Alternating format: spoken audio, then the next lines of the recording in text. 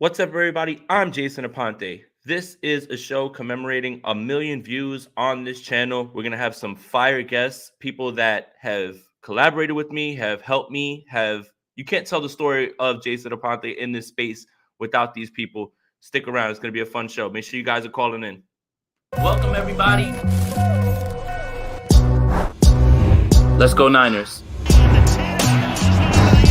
My name is Jason Aponte.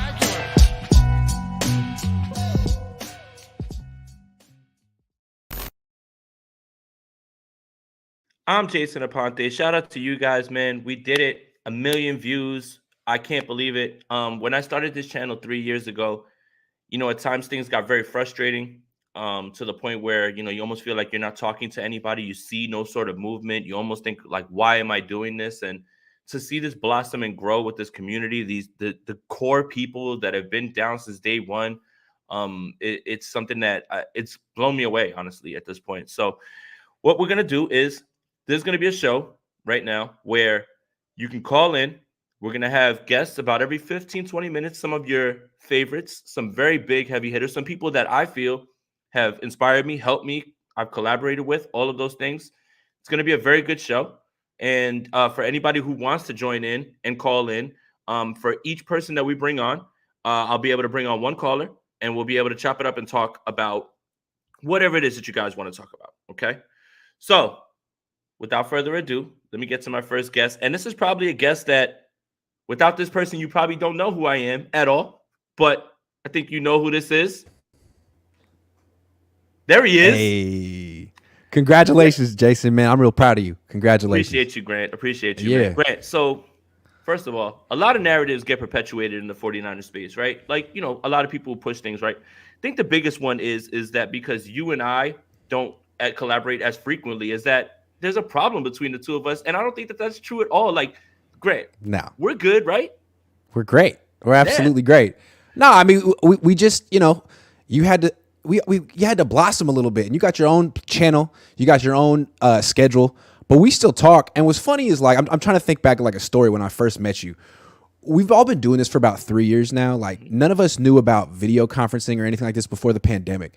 I used to do the podcast with my dad. I used to go to his house and we would like sit next to each other and stuff. Like I didn't know the technology. All of a sudden there was this show, and I forget what it was called, with Bronze and Bronze and Dre Berry.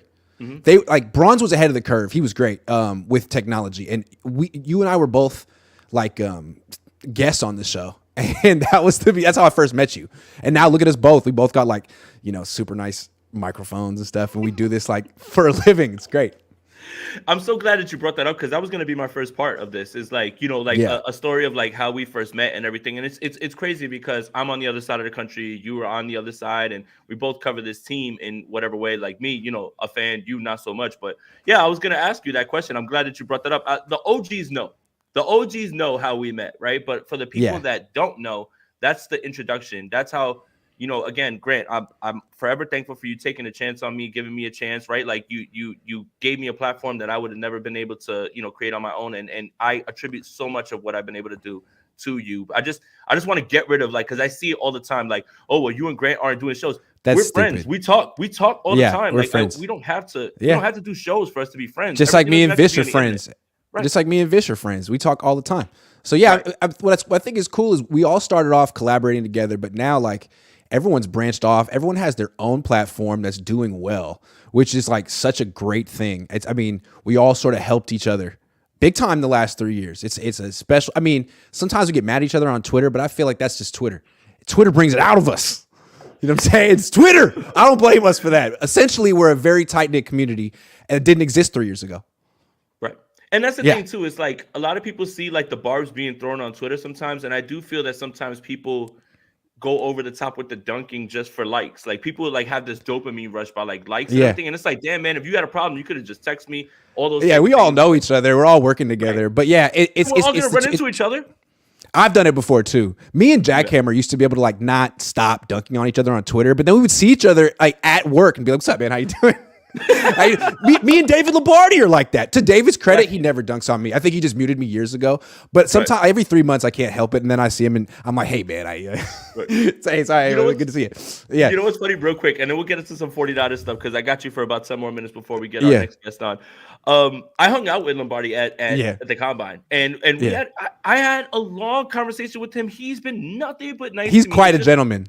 He is. It's really funny how Twitter kind of warps perceptions of people, man. Like it's really strange because if you go off of one or two interactions, you're just gonna automatically come away with whatever perception you have of them, which is not necessarily true. I think whenever you meet people, I think it's really when you check their temperature and you figure out where they are. And what's nice about this whole YouTube platform as opposed to Twitter, which I feel like a lot of us have migrated to, is it allows us to sort of flesh out who we are. Because like you just said, like our personas on Twitter are just personas and they're not really an accurate representation of who we are.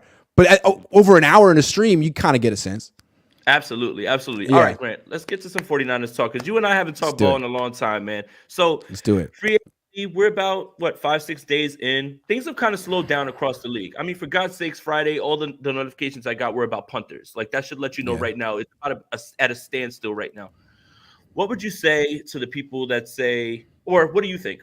What about the 49ers and where they are right now? Do you feel that they have improved overall, but there's still time? But right now, as of right now, where this roster stands, where do you feel they're at? I mean, Javon Hargrave is a big upgrade over Javon Kinlaw, like right there. I feel like the Niners are kind of just basing this on what happened in the NFC Championship game. Like Kinlaw didn't play well. Hargrave was great.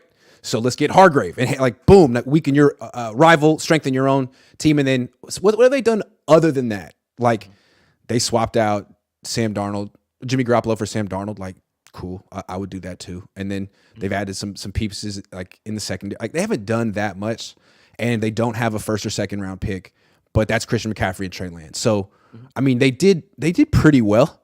What's interesting is like their rivals each have like, Philly, Seattle, Detroit. They all have top 10 picks. They all have 2 first-round picks. So is the Niners off season done? And are these other guys going to be able to find some impact players in the draft that bridge the gap between them and San Francisco? Or do the Niners have like one more move left in them? And I don't know. Like it seems to me they need to get a right tackle, and Colton McKivitz isn't really the answer. So I'd be curious. What do you think? You think they got one more big move in them? I do. I think it's an edge rusher more than anything. I think the 49ers have kind of done what they normally do, right? Like they have that one target that they go after, right? Malcolm Smith, Jerick McKinnon, Quan Alexander. Traverius Ward, right? Okay. And then Javon Hargrave. And then they target these guys that are scheme fits for them, and they're guys that they really, really are targeting, like in terms of like Isaiah Oliver and all these other guys that they really had their eyes on. I mean, Farrell, right? Like, but they're like flyers. They're like flyers, right? Yeah. Farrell is like he's part of the Chris Kocurek stimulus package that he's about to get, right? Like that's exactly what it is. And every year that's its own thing. That's its own thing, right? Yeah. It's one per year, and now Clinton Farrell, come on down. It's your turn. But for me, I do think it is going to be edge more than anything. The question that I would have about right tackle is real quick with edge though. With edge, so that's not Drake Jackson. Is he more of an interior rusher? I think that Drake Jackson is an edge guy, but you need to insulate yourself with a guy who can for sure get it done, right? Like you can believe what you want about Drake Jackson, and if you believe that, that's great.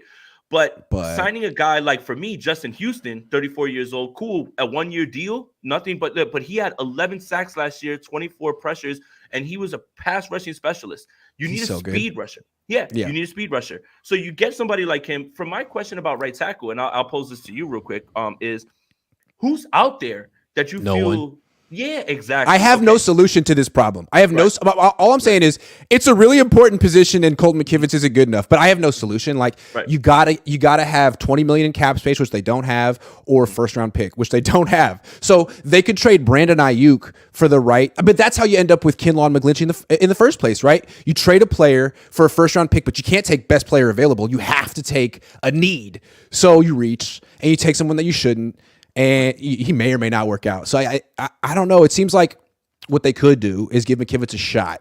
And then if it doesn't work out, there's always that midseason trade. You know what I mean? Like the team that's tanking, that's on a fire sale. You could do the Christian McCaffrey thing at right tackle. It's the best I can think of. That's the thing. It's like, is for me right now, what the 49ers could do, and this is the best way that I think they can insulate themselves at this position, is maybe you give McKivitz a shot, but this is why Brunskill was so invaluable. Like, you cannot let this man walk because he's just like the security blanket. So now Brunskill's gone. But now, so who's the new Brunskill? Is it Zakel? Is that what Zakel's supposed to be? Maybe. But what I think they should do is you sign Justin Houston at edge, right? That eliminates a need in the draft. You can still draft an edge, but you can draft one later on now, right? Yeah. But now take all these comp picks that you have, right? You've got 5 next year, right? Like going in, move up. Let's target a right tackle. Let's look at Blake Freeland. Let's look at somebody who's a right tackle in this draft right now that you can bring in, who is going to be a guy that I know that Kyle doesn't necessarily start guys right away, aside from Spencer Burford, but you do need to have another option behind, right? Like Jake Brendel, that's a solid move because he was solid and that's great. Like I love that.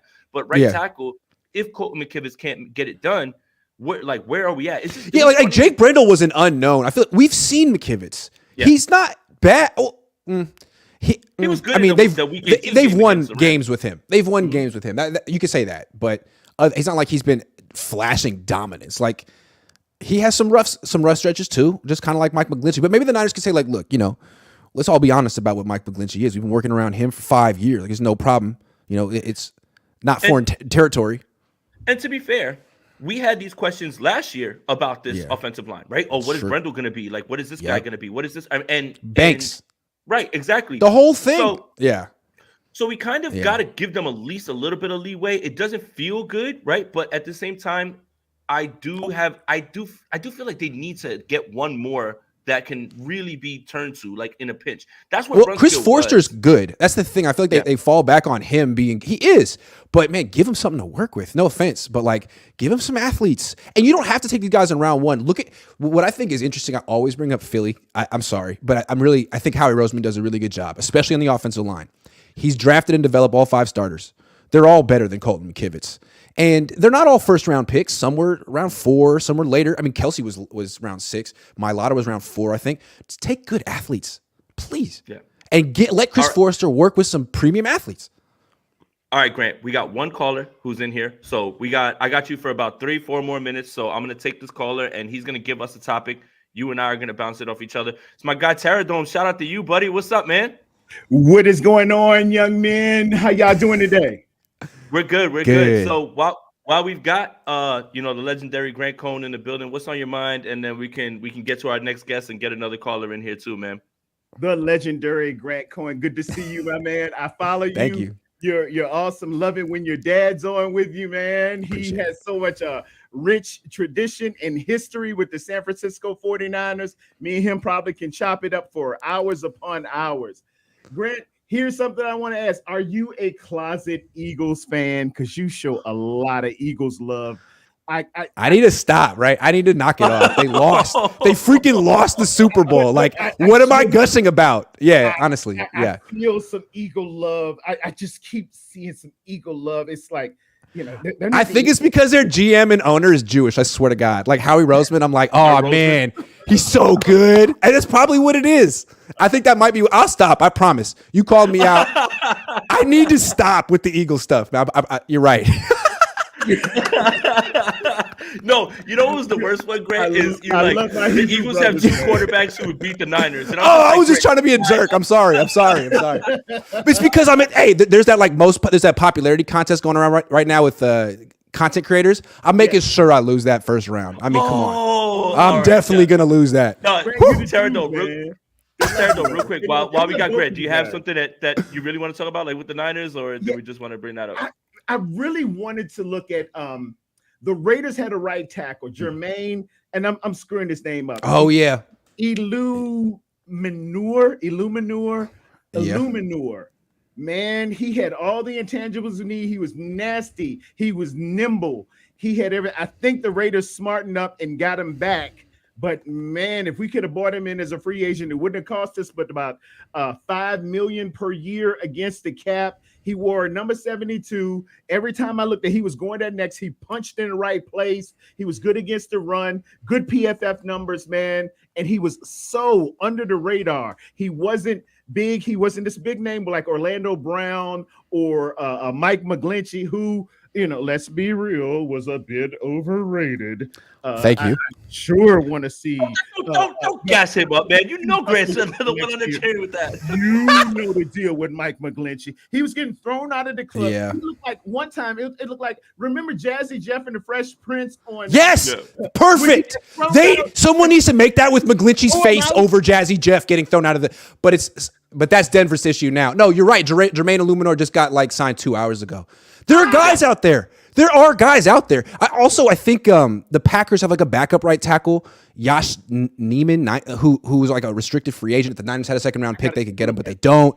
But they could trade up for Freeland, right? You could get him in round 3. There are options. Yeah. I just don't know if you want to start him year 1. But he could rotate with McKivitz. Sorry. We just got to do our due diligence and really look at some right. It's some good ones out there. I hope we do our due diligence. I love Javon Hargrave. I love this. Oh, my bad. The man's a double. No, he's been saying it, Javon. And I'm like, it is Javon. Oh, with him and him and Bosa, it's going to be on like Donkey Kong and Ray Don Chon back in the 90s. Steve Wilkes. I got a solution to right tackle. Eric Armstead. Oh God! I think he'd be so good at that position. Sorry. Anyway. No, hold on. No, thank you, bro. Thank you for popping on, bro. I'm gonna let you go, man. Thank you, bro. Love you, bro. Man. Crazy about you guys.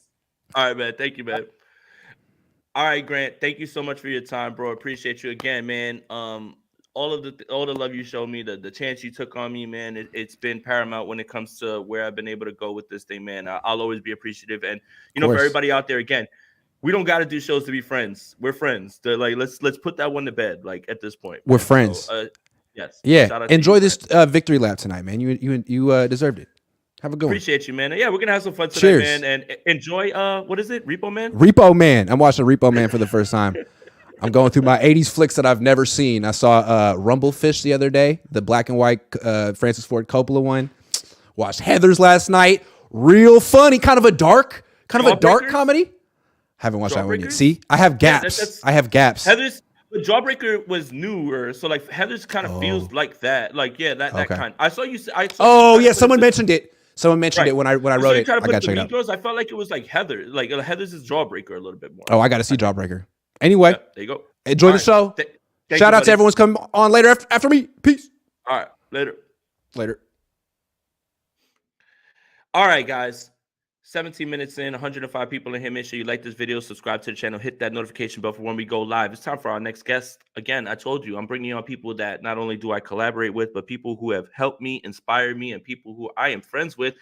Oh, baby, who's next? There he is. It's Rob Stats Guerrero. Appreciate you for hopping on. My guy, man, what is going on? What's up, Jason? Thanks for having me. Congratulations, 1 million freaking views. I'm jealous. Thank you, man. It took a while. And again, for anybody who's watching who is trying to get into the content creation thing, a lot of people just discount the whole talking to people and not getting anything out of it, right? You look and you see 47 views on your video. That part is the hardest part, to be able to just keep pushing through. And that's the thing that I'll always tell people is you have to have a love for this, because it is frustrating in the beginning. Yeah, I mean, look, the only way to build a wall is brick by brick. I know it's cliche, but nobody just starts out getting 1 million views on every video. So, JKBG says, "Happy 1 mil, Jason. Skip my daughter's dance competition for this. Ex-wife was pissed, but I told her I had my whole life to watch her play 6." Wow. That's dedication to you, which is awesome. That JKBG never fails to have one of those I could be having a dead serious conversation with somebody about the 49ers, and literally he'll come in with something like that, man. That is so on brand, and that's part of our community in here. You always see the same names in here, man. Appreciate all you guys. But Rob, free agency, right now we're about 5-7 days in. It's kind of slowed down for everybody. How do you feel right now about where the 49ers are at? I feel good. I mean, I know that, people get sort of FOMO because they see names getting tweeted out and flying off, and this person's getting this contract, and look at this team just added this wide receiver. Look at their offense. Look at these weapons. But most of the people that signed are not better than the people the 49ers already have on the roster. And the one guy that signed that isn't, Javon Hargrave, came to the 49ers. So I think they did really well in free agency. Yeah, I mean, right now, it's hard to grade something when the entire free agency is still going on. Like I was just saying with Grant, the last like 4 noties that I got from Adam Schefter were punters. And it's like at a standstill right now. So you can't grade anything. It's really it's an incomplete at this point. It's really just an incomplete. And I do think, again, the 49ers have shown your pattern. Target your one guy early on, get him, and then target the guys that are your scheme fits, that are the guys that have been under the radar and everything. Like Isaiah Oliver, that was one. You know, I'm not even gonna sit here and hold you, Rob. That the new guy that they got from Carolina, everyone's like, well, what's the impact? It's okay, guys, and I always want to normalize this. It's okay, guys, to say, I don't know. And I don't know what he is, and I need to look into it. Every player that the 49ers signed is not a diamond in the rough. It is not like it's not how did we get him? It's such a steal. We are at peak offseason right now, Rob, because it's literally every player that the 49ers signed. Oh, he's nice. He's been good. Like this is what, and then anybody that they let go, well, we didn't need him anyway. Like it's right now. There's got to be balance, and it's okay to say you don't know right now when it comes to a player that's brought in. 100%. Last year at this time, I was on the Kamoko Toure train. Like, he's going to get 5 to 7 sacks. He did it last year. He's going to a better defense. He had 1 tackle last year. Sometimes it doesn't work. Was inactive at times. Go right. ahead, like he played 3 games. Sometimes you just sign a guy and it doesn't work out. The thing I like about Miles Hartsfield is he played corner and safety. And I think that, there's 2 ways to insulate your team. And the Niners always talk about that. One is just bodies, right? They're going to have 3 quarterbacks this year because they're trying to insulate themselves against injury. But the other way you do that is with versatility. And especially on defense, I think that's what the Niners are trying to do. It worked out last year when Jimmy Ward was able to be the nickel corner, when Tashawn Gibson played well at safety. That helped them out a lot. It's the same thing this year with Isaiah Oliver. That got some versatility with where he can play. Hartsfield's got some versatility now. I think that's what the 49ers are trying to do, get guys that Steve Wilks is familiar with that can do a few different things. All right, so I'm going to pivot to a question because I just heard something in there and I want to turn it to that, and I want to get into an interesting conversation with you. But let me take this from Roberto. Niners seem to have a plan at right tackle, but what about speed defensive end? They need a piece. Oppo Bosa. Shout out to you for the donation. Look, I've been saying it all week. Sign Justin Houston to a 1-year deal. He's a ring chaser guy. He had 11 sacks last year. He's a pass rush specialist. You need a speed rush guy. That way you can go up for your right tackle. Rob, what do you think about the person opposite of Bosa? They need somebody there. That's the final infinity stone, right? That's what they had with D Ford and Bosa and Buckner. That was their trinity. They push you up the middle, and then there was nowhere for you to run because Bosa and Ford were there. That's what they've been trying to recreate since then. I agree. I want them to sign somebody. Levin's been screaming for Justin Houston. He's on board that train. I would take Houston. I would take Unique Ngakoue. Somebody. And I also think that they expect Drake Jackson to make a big jump also. But now is the time. This is the time when you add that Justin Houston. You add that guy. In 94, the Niners added Richard Dent, which I know I'm dating myself because I love it. Watching. Like, you add that Hall of Famer at the end of his career. Now is the time. Be greedy. The NFC is ripe for the picking. 100% agree. Thank you for that question, Roberto. So I dropped the StreamYard chat in there, link in here for anybody who wants to call in. Again, every 15 minutes or so, we're going to be moving on to another guest. Shout out to Rob Stats Guerrero, somebody who is a guy who's helped me so much and believes in me and everything as well too, man. I love it. Rob, I heard you say that Sam Darnold was brought in as a QB3 piece. Is that all he's brought in for? I don't think so. I don't think Kyle doesn't think so. Kyle has loved Sam Darnold from the time he came out. And if you think that has changed, look when they signed Darnold. The first day of legal tampering, who was breaking down Sam Darnold's door to come and join it? It's not like you had to beat anybody else out for Sam Darnold. And yet, boom, Kyle goes and gets him, which to me shows it was a priority. And I think he's in absolute win now mode. We're not starting out 3-4. We're not doing that again, where we have to make this crazy run in the second part of the season. I think he thinks Sam Darnold could be QB1. Greg Papa, radio voice of the 49ers, team employee, said on KMBR, the flagship station, he thinks Darnold can beat out Lance and Purdy. So, I mean, he's getting that from somewhere. So I think that there's a lot more to this signing than just, oh, he's a third guy. Yeah, I agree. And Nate, we can't mention Zadarius Smith. He's a Minnesota Viking. You have to trade for him. He's not a free agent. He's on a roster. You can't mention guys in free agency that are on rosters. He had the $5 million picked up. So no matter, again, Zadarius Smith wants to be released. The Vikings said, "No, we're cool. We're not actually going to release you." He would be awesome. Oh, come on. That's the splash move. That's the one where like you restructure everybody and you open up that money and you make sure you throw the bag in him. That's different. But he's not available and you have to trade for him. So that's the part. They're not going to trade him now. They just hit a guaranteed money right now, and then you have to pay a dead cap hit if you do trade him. So that's all but out the window now at this point. And look, I'm gonna put the super chat up, but I want to give my thoughts real quick on Darnold. I do think Darnold's here to compete. I really do. I don't think it's just like a placeholder thing. Like, I really don't think it's just as simple as, oh, we need somebody who's taking snaps. Kyle tried to send a first-round pick to the Jets, and thank God the Jets said no. Think about that. The only reason we didn't give up a first-round pick for Sam Darnold is because the other team said no. Right, like we throw hypotheticals out there and they say, who says no? The Jets said no. The Jets said no. So when it comes down to that, when you look at it, I do think it's more of a competition than people want to make it out to be. But I do believe that, honestly, Lance is going to win this thing. I'm still going to stand. I'm going to still stand on this. I'm still standing on this.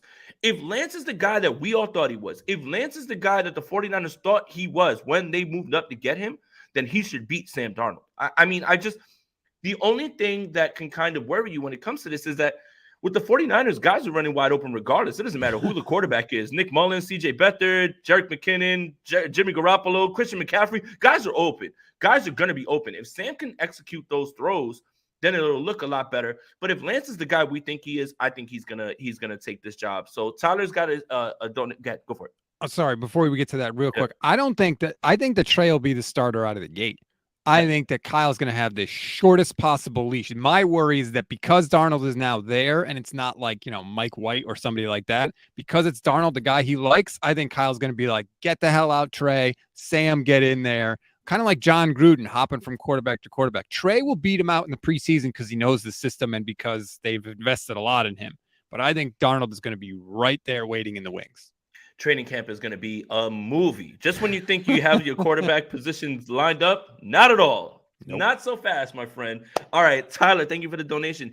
Jason, I think right tackle we get DeJuan Jones from Ohio State as a Buckeyes fan. He'd be perfect on his team. Tyler, he's out of the 49ers range. The word is out on DeJuan. I mean, he's just too high up.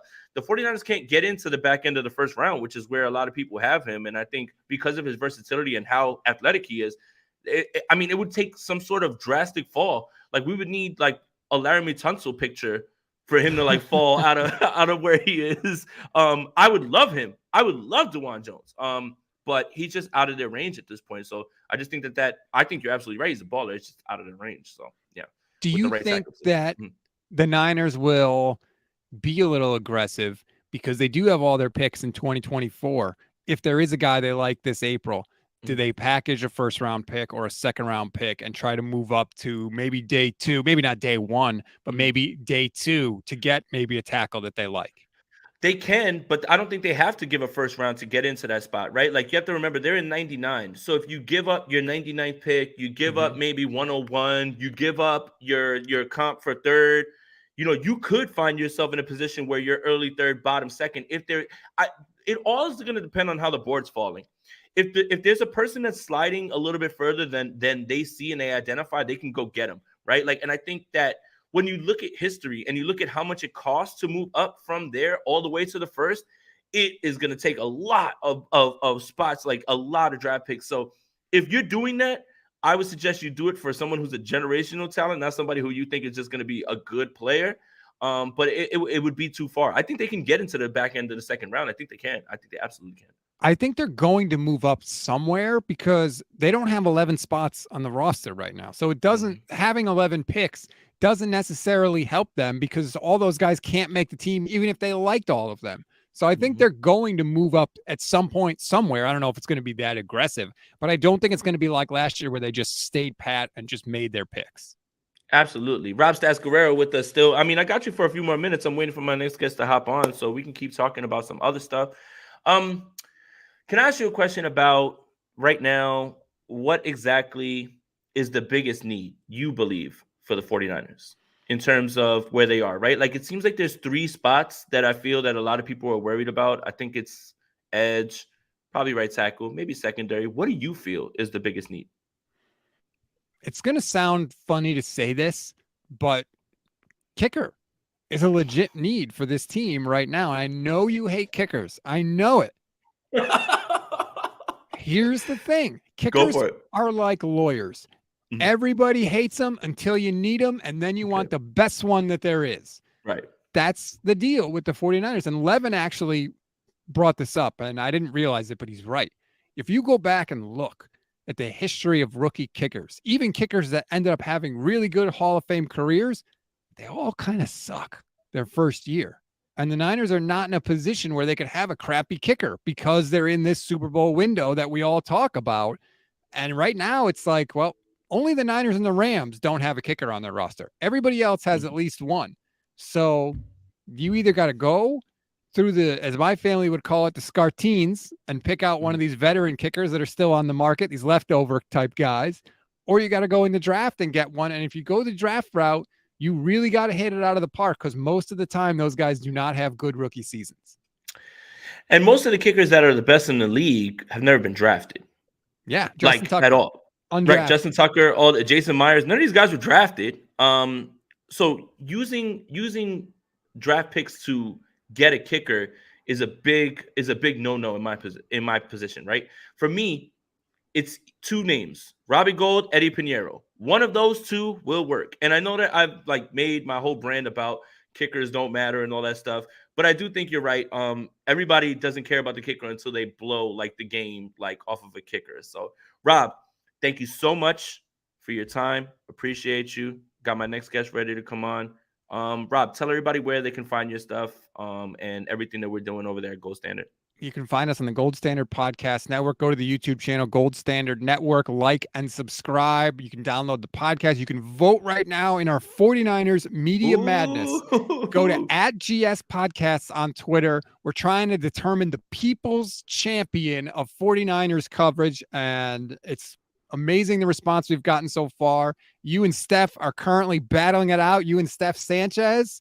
I'll just say right, you are in the lead right now, Jason. I'm just saying right now you are in the lead. So if you want to vote for Jason and expand that, or Steph, again, go to GS Podcast, vote in it. We're going to be getting to the nitty gritty here pretty soon. So go and cast your ballot.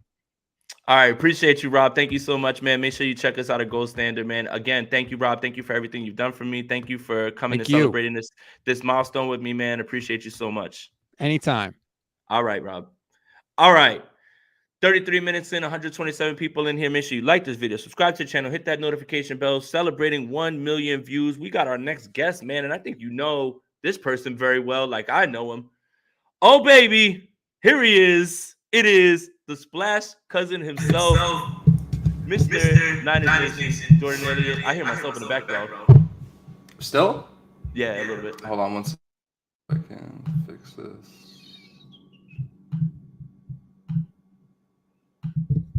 How about now? I don't know. I gotta talk. I can hear myself. Yeah, there's the echo. Yeah. I mean, you're the only person with the echo, man. 1 million views. You can't figure this audio out. Hey, look. Let's just get to it. We'll deal with it. What's up with it? Look, first of all, shout out to you, man. I'm so happy that you're here to celebrate this with me, man. Like, again, everybody that's gonna be joining are my favorite collaborators, friends, people that I really look up to, man. And you're definitely one of them, bro. I'm so happy to see your growth. I'm so happy to see what you've been able to do in Niners Nation. If you guys don't know, Splash Cousin, you definitely should on Twitter. And we definitely have a caller too. So we're gonna take his perspective on something, and we'll bounce ideas off each other. Sound good? Yeah. Should I mute when you're talking? Where's the echo coming from? Because I don't want people to. I think it's just when I'm talking. So yeah, it might be like, oh, I don't hear it anymore. It's good now. Let me see. Yeah, I don't hear anything. All right, cool. We're good. All right. Here we go. We got one of our mods in the building, Gammon Brown. Appreciate you, bro. Good to see you, man. Look at that suit. Looking good, buddy. Yes, sir. I gotta represent. Big day for you. As a mod, I gotta show up, show out. This is a big day right here. And appreciate you, man. 1 million views. I can't believe it. 3 years into this, never would have thought this was possible. But Gammon, what's on your mind for me and Jordan? Two things. Number one, I just wanted to. You were talking about an opportunity that Grant gave you and some other people did. And I'm sure you feel the same way when it comes down to Niners Nation, which has just been an absolute block as far as they've been there since I've been deployed and really kept me connected with the team. And also too, my daughter, she's 7, Malia, she has autism. And I believe your daughter's around the same age and same thing. So big ups to you on that. The question I wanted to ask both of you is, and I haven't really seen it hammered in depth. When I look at the running backs, and I think the reason why they've been really changing the height, size, speed as far as the running backs go is due to the big change in the cut block rule that happened, that got put in about 2 years ago. And you really kind of saw a change in philosophy in the way that they were drafting and culminating running backs, because you're not able to, you have a box in which you can cut block in. You no longer can just send out Mike McGlinchey, who might be an elephant on skates, but then use his 6-foot frame, 300 some odd pounds to then just dive anywhere and then cause defenders to kind of have to pick and choose which direction they're going to go in. So I don't expect you guys to have an answer right now. It's kind of long, but I would love to see if you guys eventually maybe create an off-season article or something to that, maybe look into a little bit deeper than I have, as far as, hey, the cut block, chop block rules have really changed how this offense stylistically runs. And that's why we're seeing a lot more inside zone runs and power scheme runs. And that's really. Jordan, what do you think about that? Like, that's something I've never thought of, honestly. So, I mean, I definitely don't have an answer like off the top of my head. What do you think? Do you have anything? I think that's definitely something I hadn't thought of, to be completely honest. So I think it's a very interesting point. I do think a lot of the shift towards more, between the tackles, gap scheme stuff had a lot to do just with so much of the league is running that, like, outside zone, Alex Gibbs, Shanahan, whatever you want to call it, whatever influence, you fall back on that. I just think that it's more about them staying ahead of the defense that always catches. The NFL is very cyclical, right? Like, offenses evolve, defenses catch up, and then the teams that don't continue that evolution end up falling behind. But I do think that there is definitely an interesting point there that I'm sure if we start looking into numbers and looking into film a little bit more, there probably will be some sort of correlation there. I would love to do that. I honestly have never really thought of that, so I can't sit here and pretend like I have an answer for that right now. That's all that I ask, is just that maybe an investigative mind. Thank you very much, gentlemen. Gammon, you could stick around. Do you have anything else you want to talk about? Like, you're the only other caller that we have right now. Yes, absolutely. So one of the other questions is, I was kind of hoping that they would have the philosophy of spending big money if they were going to dole out any type of money on the defensive side, and then as far as then drafting and preparing for the offensive side. When you guys are kind of looking at the way that this draft is set up, are you of the belief of, hey, let's spend some of our late round, third round picks that we have for comps, move up higher, get a right tackle? Or are you kind of like of the mindset of like, hey, this draft is deep enough, we'll be able to get somebody pretty good there? And one of the draft picks that I was kind of looking at, not so much as for right tackle, but tight end, was that young man out of Georgia. He's 6'7", guy's built like a brick shit house, pardon my language. But he can block, and then also too, he could be a really good red zone target. Because I'm starting to think that, and I love Juwan Jennings, but I'm of the mindset that he's going to go the way of Kendrick Bourne next year and won't really be here for us. And so I could see us going more into that tight end kind of formations that Shanahan really liked to run when he was with the Falcons. Shanahan led the league in 3 tight end formations when he was with the Falcons. I could see him wanting to kind of do that as well, especially with outside zone not being as prevalent anymore. Right. Jordan, what do you think about that? I would love Darnell Washington. I actually think he's going to end up being a top 25 pick. I think he's going to go in the first round. I think from just what I've heard from, when I was in Indy and after his combine and interviewing him, I think a lot of teams really liked him. I actually had the pleasure of interviewing him last week. I spoke to him for about an hour on the phone. If he was 10% as impressive in his meetings as he was in that phone call with me, these teams are going to move him up their board, and his tape speaks for itself too. I think he'd be a great fit for the 49ers. I'm right there with you. I think he'd be fantastic. He's somebody who I think just is unfortunately out of their range at this point. I thought maybe he'd be mid-second round guy a couple months ago. I thought maybe there wasn't enough there for teams to take a chance earlier, but you can't teach athleticism like that. And I think a lot of teams in the league are coming around to this thought process of, if we're worth anything as an organization, we're going to have coaches that can develop and get the most out of guys. And you can coach up a lot of things, but you can't coach a guy to be 6'7" and have the athletic profile that he has. So I'm right there with you. I think he's a fantastic prospect. I just unfortunately think he's a little bit out of the Niners' range. And I think a couple of the other tight ends that I was growing very fond of are starting to slip out of their range. And, as for the right tackle part, my whole thing with that is just kind of you're not getting a guaranteed guy if you have a first round pick, if you're taking a swing at a right tackle with, a top 15, top 20 pick. So I'm not necessarily on board with the thinking that just because you trade up to, pick 70 or pick 65, if you're able to, that you're getting a surefire starter. And there's actually some guys that I like in the draft who I think they could get with a 4th, 5th round pick, which they've shown they're really good scouting those days. I asked Martin Mayhew at the combine about that. Why are the 49ers so good on day 3, and why is there this disparity?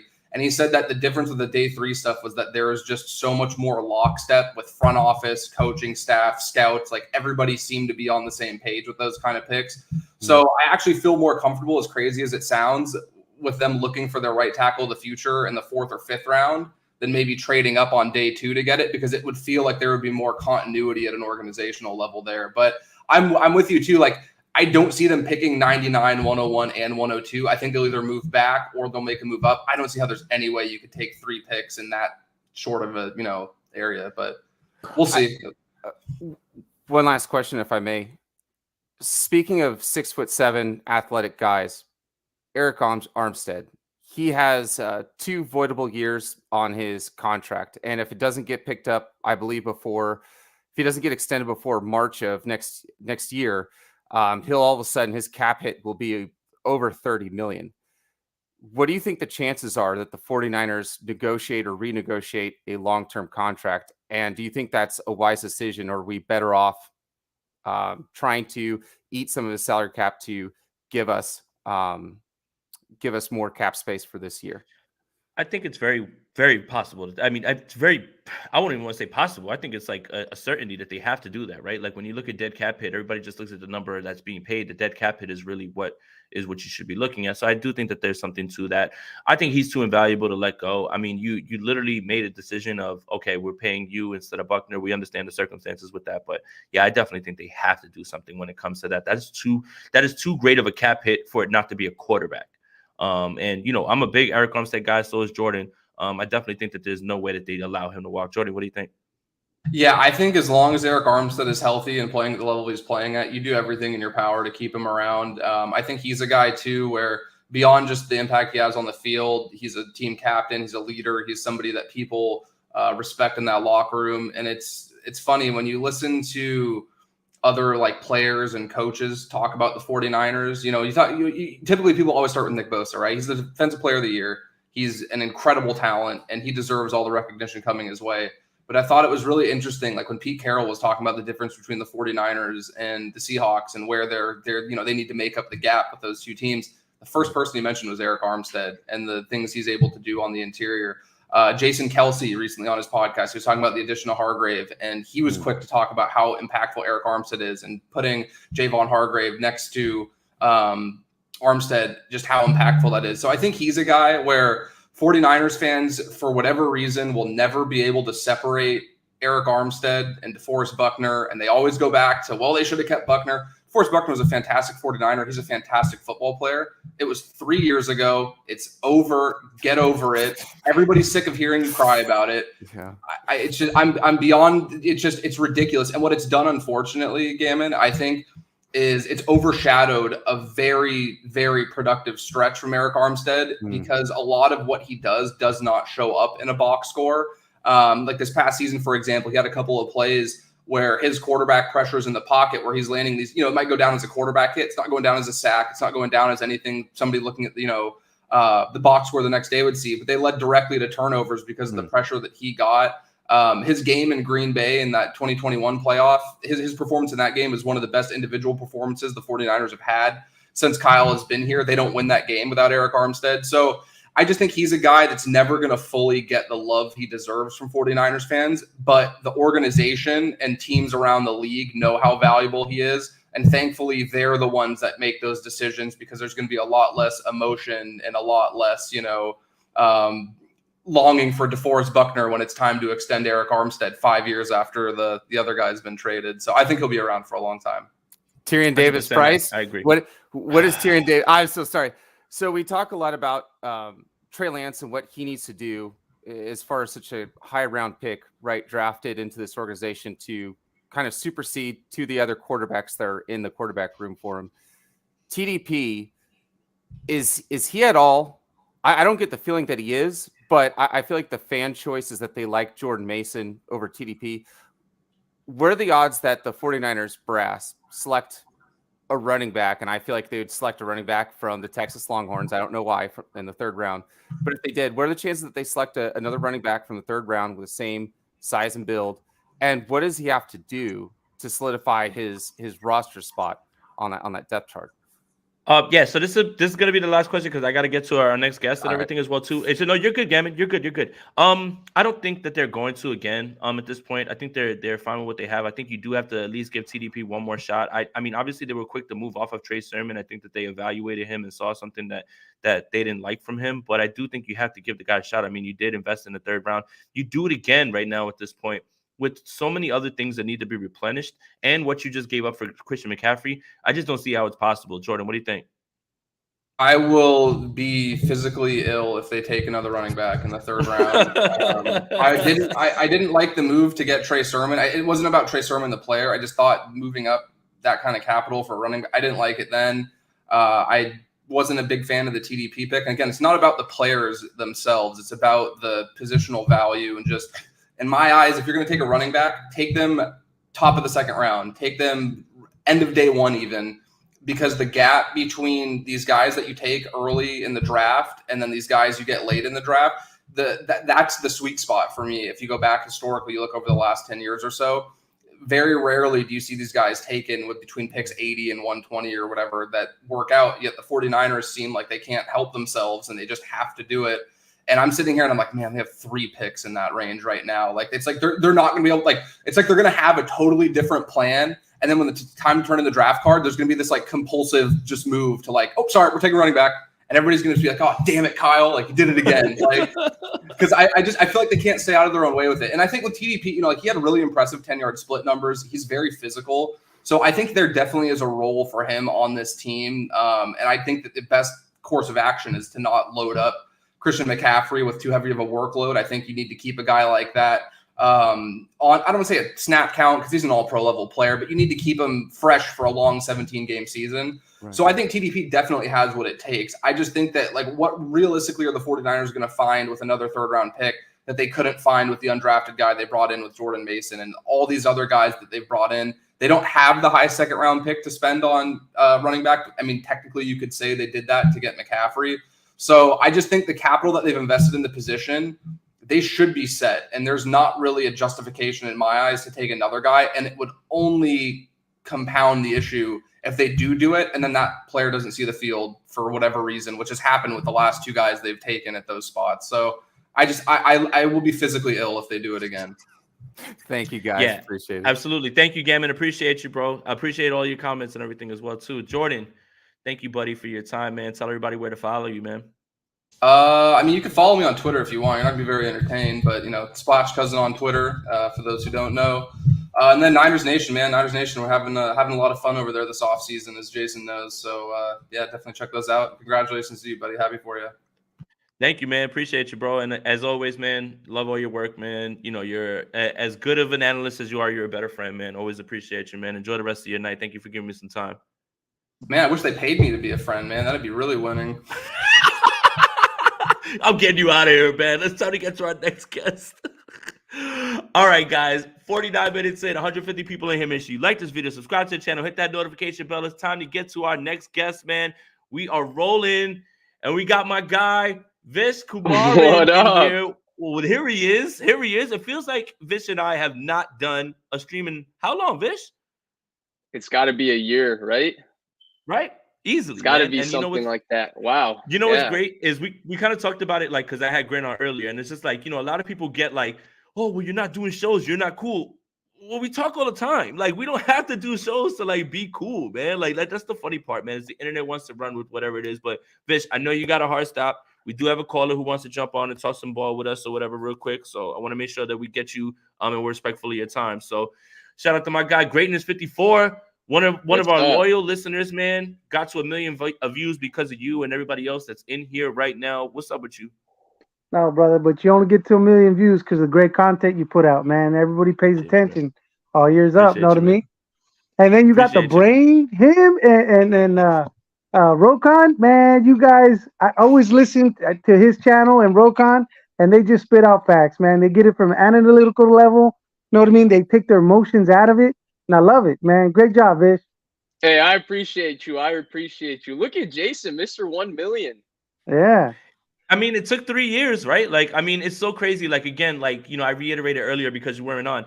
The content creation thing is kind of funny. A lot of people jump into this space and they expect instant results. And I think the hardest part is pushing through when you put out a video that's got 47 views and nobody's watching and you've got like 2 live viewers. It's hard to keep that going. So there has to be some sort of love of this, because if you're doing it strictly for instant gratification, that's when you're going to find yourself out of this whole thing and just out of your mindset.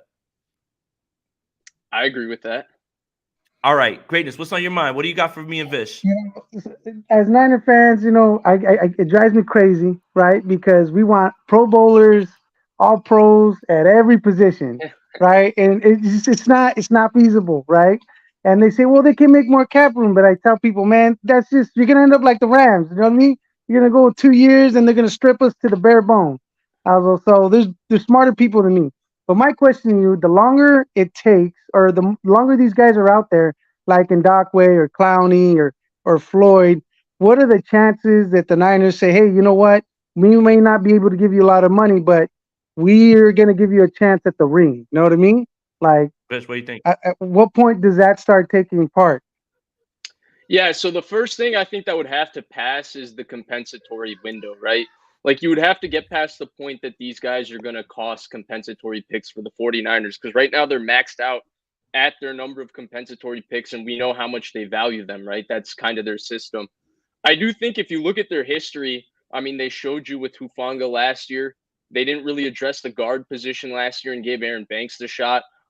It looks like they're going to give that shot to Drake Jackson. To me, Cleveland Ferrell was kind of their Paris Harrelson signing to Drake Jackson's Alden Smith, if that makes sense, where Cleveland Ferrell is going to play on first and second down, and then Drake Jackson is probably going to come in and rush the passer on third down. I think their plan was always to go do that. I would love, you bring up Ngakoue. I don't think they're going to sign Yannick Ngakoue. I think there's just too much parallels with him and Drake Jackson in terms of skill set. And they've shown that they'll always ride with their young, cheap guy at least 1 year and find out if he can actually take on that role. And they don't want to pay that money.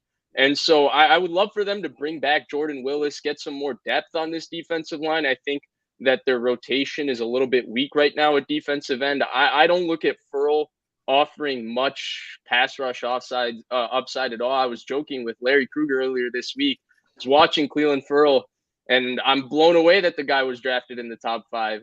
Usually pass rushers drafted in the top 5 have elite traits. There's nothing physically elite about Cleveland Ferrell. No explosion, very stiff, lack of bend. I was shocked. Like, how did the guy go in the top 5? And so locker room presence. That's what they say. That's what they say. But yeah, to me, he's completely a 2-down player. And so I would love for them to get depth. But like, I know that we all want those names, and we know that those names are proven players. Like Yannick Ngakoue has had so many years of great production, consistent production. But the 49ers history tells us that Drake Jackson is probably going to come into training camp as kind of the sole leader of being the fourth pass rusher to Armstead, Hargrave, and Nick Bosa on third down. Yeah. The name that I'm going to keep throwing out there is somebody who's a one-year guy. Like the same thing that Greatness is kind of talking about is Justin Houston, man. At 34, like if you're able to get him as a speed rush complement, like a guy who, while you're waiting for Drake Jackson to become what you think he is, can be as effective right across, like from him.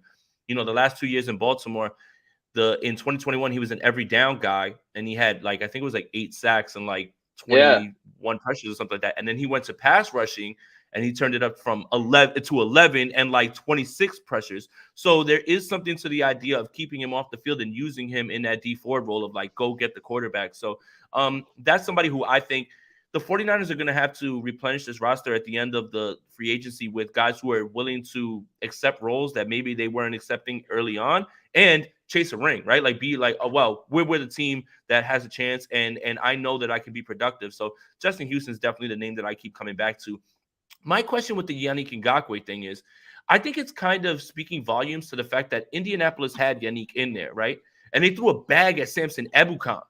Like they just threw a bag, and they don't want any part of Yannick again, right? So for me, sometimes the team kind of tells you where other people lie right now at this point. And again, I'm not trying to tell you that nobody wants him, and their market is also developing. They're also turning down deals, trying to figure out what's best for them because it's kind of hit a standstill. But I did think it spoke a little bit more to the fact that Ebukam got a bunch of money and they didn't want to bring back Yannick. Like, what does that say for that player? Right. I think the other thing, too, is if you look at how they've handled free agency in the past, they've always kept a little bit of room where they have some midseason flexibility. Now, they don't always make a move. Like sometimes it's a very small move, like trading for Charles Omenihu that actually turns out to reap really good rewards over time. Even the Jordan Willis trade, that was a guy that was going to get released, and he turned out to be a decent rotational piece and had a historic playoff moment blocking that punt for the 49ers. So they do like making these moves, and that's where, you know, even as it goes on, and I know how much they value the compensatory picks, and so maybe post the compensatory window, or maybe they get a Leonard Floyd who doesn't, you know, because he got cut, he doesn't, you know, operate within the compensatory formula. But ultimately, I would expect them to stand pat, and it would be a little move like bringing back Jordan Willis. And then, you know, say Drake Jackson is not playing well the first 6 games of the year. Now, hey, before the trade deadline, we have some cap room. The roster is great. We need an edge rusher who's kind of got an expiring deal the way Von Miller was 2 years ago. Let's go make a big move for them. I mean, they made a move right this trade deadline for Christian McCaffrey. They've been active in every single one of these trade deadlines, and it's because they haven't gone all in free agency, and they've always left a little bit room for flexibility. Speaking of flexibility, I know you're getting close to your time that you got to go. Greatness, what else you got for the great Vish Kumaran, who, like, I finally got some time? Nothing. The only other thing has to be the most frustrating draft year of my life with the 49ers, because it's like you start looking at these guys, and then all of a sudden, you start hearing, "No, man, that guy's climbing up draft boards," and it's like where we're in no man's land, and it's just it's so frustrating because you start to scout these guys like Brian, what was it? That young guy from Tennessee, Byron Young. Yeah, that's Byron it. He's Young. for the streets. He's for the streets now. And even that center guard from Old Dominion, like he's starting to climb up draft boards. You know what I mean? It's like, God, we're not gonna get nobody. Right. Well, you have to give the 49ers credit, man. I mean, we spoke with Byron Young. We spoke with, I think you're talking about Saldieri. Nick we spoke with them. And the 49ers met with them. And then they go out and they go on these workouts. And then that's it. Like, the combine is such a funny place because guys who normally had no production in college, if they blow the combine out of the water, all of a sudden it swings them and they fly up draft boards because people get enamored with traits and they look at those traits and they're like, you can't pass on this. Oh my goodness. Even if they haven't done anything in college, literally nothing, right? Like, but they look, oh, he's fast, oh, he's strong, oh, he jumps high, right? So that's the sort of thing. Is like the 49ers have done a good job of identifying, but once you get a guy that you identify and then all of a sudden those traits come out, because Once Byron Young ran, I was like, well, that's it. He's done. Like, he's out of the 49ers range. People are going to take a shot on that all the time.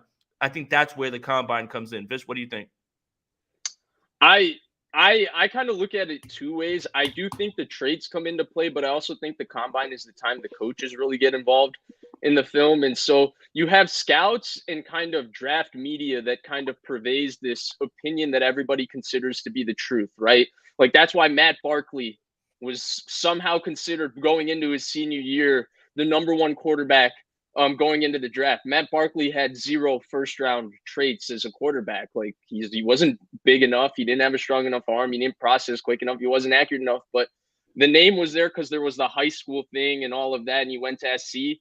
And so you have stuff like that. And when the coaches get involved in the film, that's when, you know, you see guys randomly jump up draft boards. And that's when I always find it funny, because the draft people who are really, really prevalent in the media will change what they got going on and change the boards according to what they're hearing. I do got to run. Before I run, Jason, I did want to mention this. This is your special 1 million stream. So I'll add this, something I haven't mentioned on stream. I tweeted about it yesterday. The guy they just signed from Carolina, Miles Hartsfield, that guy is a good football player. Okay. I think he's going to make this roster. He reminds me a lot of K'Wan Williams, actually. He's not the best guy in man coverage, though. I was watching him. He had a very, very nice rep on a slot fade and man coverage against the Packers. Rodgers actually threw a decent ball. He did a really, really good job staying in phase and then going and finding the ball. But he's very, very good against the run. He's going to be a core special teams player on this team. He's a very good special teamer. And the fact that they matched his restricted tender to me means that Steve Wilks sees a lot of value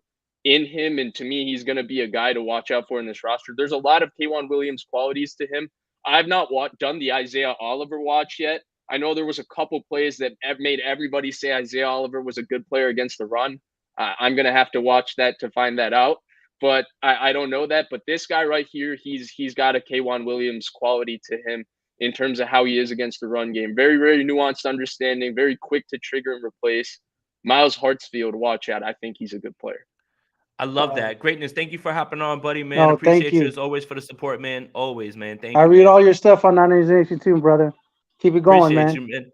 Appreciate you, bro. Vish, thank you so much, man, for hopping on, bro. It's always good to talk with you, man. Like, literally being able to pull all these people together. I got my next guest ready to come on. Vish, tell everybody where they can find your stuff, man, and make sure you go do what you got to do, because I know you got to get out of here. Hey, I appreciate you. You can find me on Twitter at Vish Kumaran. You can find me on YouTube, same thing, at Vish Kumaran. Jason, this was awesome getting back talking with you on live. I forgot, how easy this was, how good our chemistry is. We got to run this back again. Congrats to you, buddy, on all you've accomplished. It's awesome because I feel like you and I kind of started this journey nearly at the same time, maybe 4 or 5 months apart when you started kind of getting going, and then I kind of came into the picture. So it's been really, really fun to have you as somebody that goes through these similar experiences with me. And we formed, I think, a great friendship talking about all of these different things that we've gone through. And I'm looking forward to you getting to 2 million. I'm looking forward to more years of our friendship. My guy, Vish, man, you're as good as you are, and I'm going to say this about almost everybody that's on here, as good as you are as an analyst, you're a better friend, man. The conversations we have, the friendship that we've built is invaluable, man. You're somebody that I respect, I look up to, even if you're so much younger than I am. Not too much. You're looking pretty young yourself. Hey, I'm trying my best, man. I'm dyeing the beard so nobody sees any gray hairs, anything like that, making sure that we keep all out of the way. But honestly, Vish, love all that you do, man. You make me smarter. You push me to think, and you're somebody who I look to as somebody who I really, really, really enjoy your friendship and your opinion on this, man. We definitely got to run it back. Let's talk, though. For sure. I'll see you, bro. All right, my boy. All right, guys, an hour in here. We still got guests coming on. I got another guest that's about to come on. Make sure you like this video, subscribe to the channel, hit that notification bell. We got some heavy hitters popping in. And we've got somebody who I have had the pleasure to watch grow. I have had the pleasure to watch her platform grow.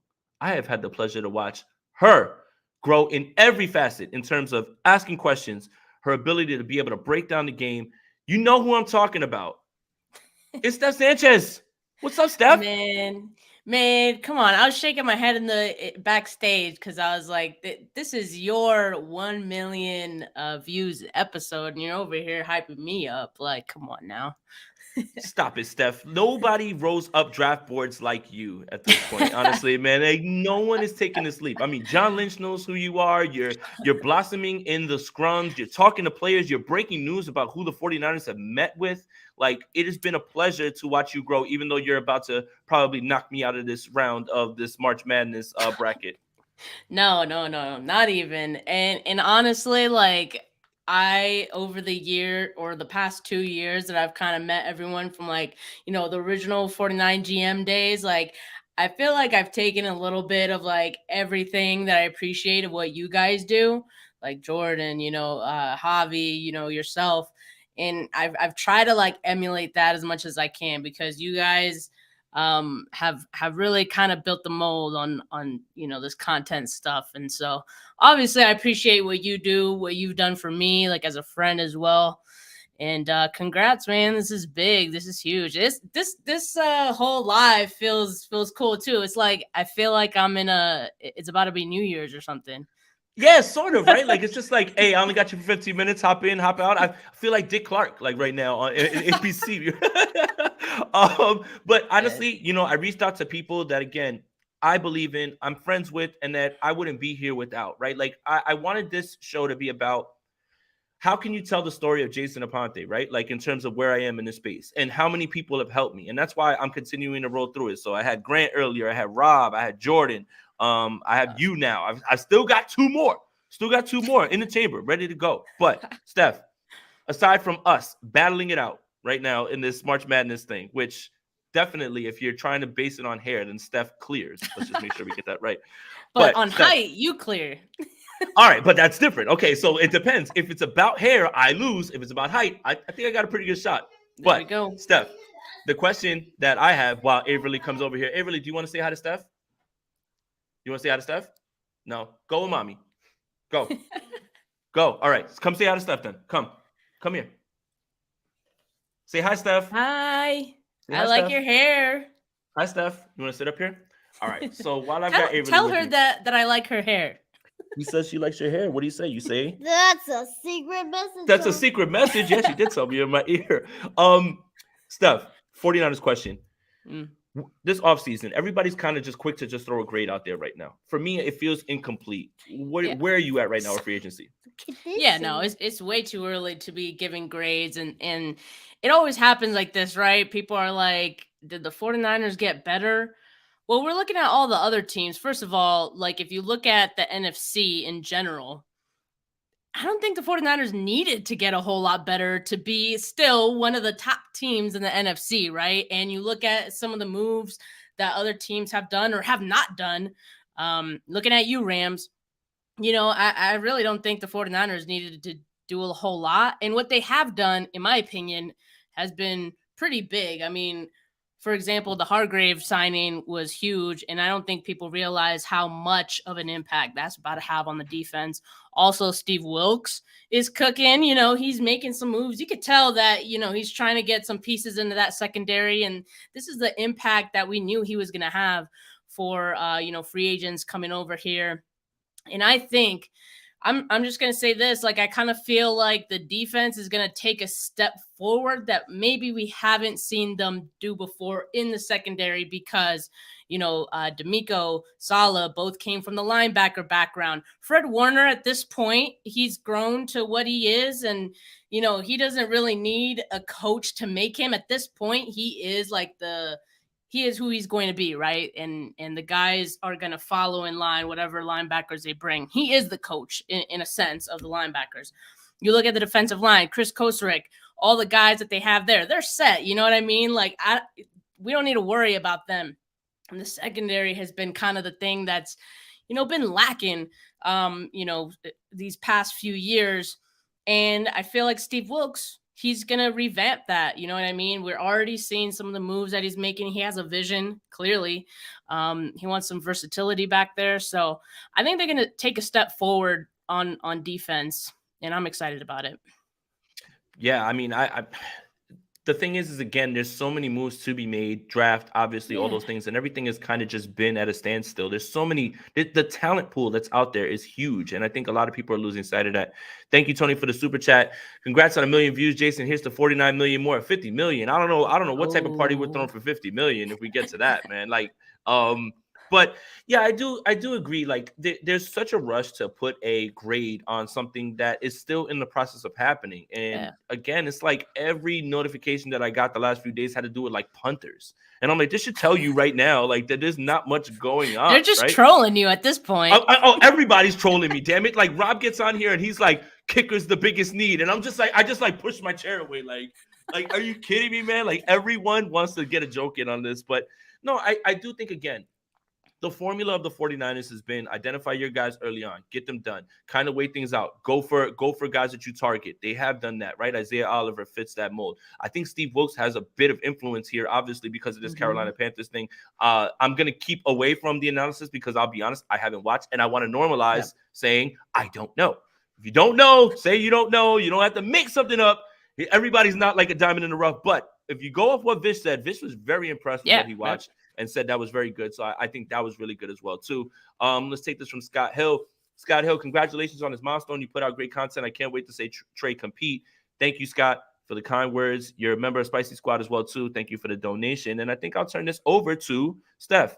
Steph, Sam Darnold, QB3 or competitor?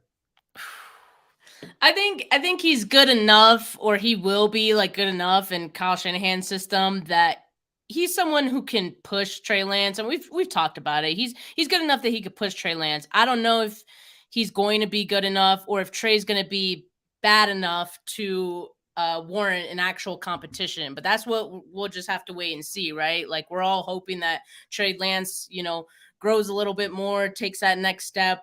And really, this might be his last chance, right? So we're definitely hoping for that. But as of right now, I'm kind of keeping Darnold as the QB3. Nothing wrong with that. I mean, I think, this is going to be a pretty deep quarterback room. Cost efficient too. I like that. Yeah. Look, I keep saying this. I believe in Trey Lance, and I think that Trey Lance is going to win this job. But I do believe that Sam Darnold is here to compete, and it's more of a competition than people are making it seem. Like, if you believe that Sam Darnold's just here to be QB3, I think you're mistaken. I think you're mistaken. Right. So that's kind of where it is. Both can be true. Sam's brought in here to compete, but I believe that Trey's going to get it done.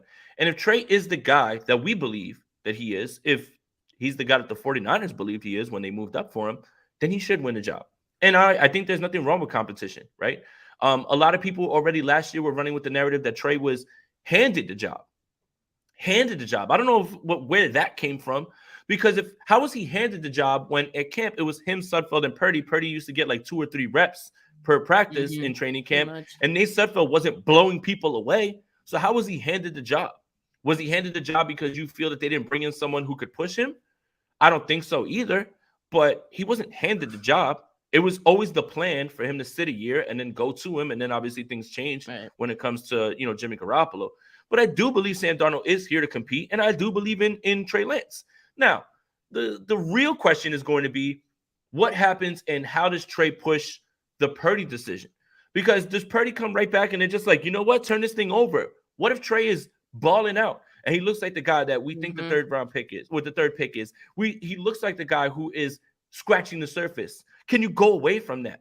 Even though I do feel that this team is completely all in on Brock Purdy when you listen to them speak. I mean, George Kittle went on a podcast, a terrible one. I don't know who it is or whatever, but he went on a podcast and he said, I don't know how you bench a guy who's never lost a game. And he's not even talking about the NFC Championship game because he was like, he got hurt right away, like in that game. So he doesn't attribute that to him. And it's hard to argue with that logic. What do you think, Steph? No, I agree. I mean, what I think it is, though, like having Trey and Darnold, not only is it an insurance, right? But also I think they can be patient with Brock. Just because, we're looking at the 6-month timeline and, let's just say Brock Purdy gets cleared after 6 months. That doesn't mean he's going to start right away, just because there's so much more than just being fully cleared that goes into coming back from an injury that we can't just assume, that he's going to be ready to go. And shameless plug, I had Stefania on the channel, and we talked about that extensively. Talk about it. Steph and Steph. So we talked about that, and she gave some really good analysis on that. So make sure you guys check that out on my channel. But pretty much that was the sentiment that, like, okay, we can't assume that he's going to be ready after those 6 months, just because there's the mental aspect. There's the, he has to practice with the team as well, get back into that rhythm, So, I think it might be a few weeks after week 1, maybe, that we see Brock Purdy. We just don't know. So it's good to have Trey Lance and Darnold. And I'd feel comfortable with that, going to the week 1 with both of those guys. I wouldn't hate it. Right. 100%. And I agree with you. I think, again, there's a little bit of PTSD with what happened in this game, in the NFC title game. There was a little bit of Kyle, like, getting his guy. And that's the other thing with this too. But Steph, thank you so much for joining me again. A great friend, a great analyst. It's been a pleasure to watch you grow. Tell everybody where they can find your stuff. Make sure you guys tap in with that interview that she had with Stefania Bell. That was something that she manifested and worked on, and she got it done. So let everybody know where they can find you. Steph 49K on all the social platforms, Instagram, Twitter, YouTube.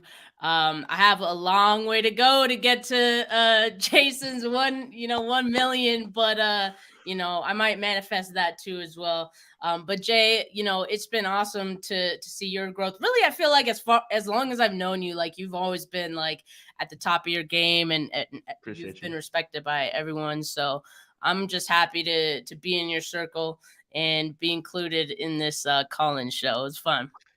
Appreciate you, Steph. I couldn't do this show without you. Make sure you guys are subscribed to Bully Ball with the Gold Standard Podcast Network. We're probably recording tomorrow as well too. But your growth has been great. We have our John Lynch story that we'll always have forever.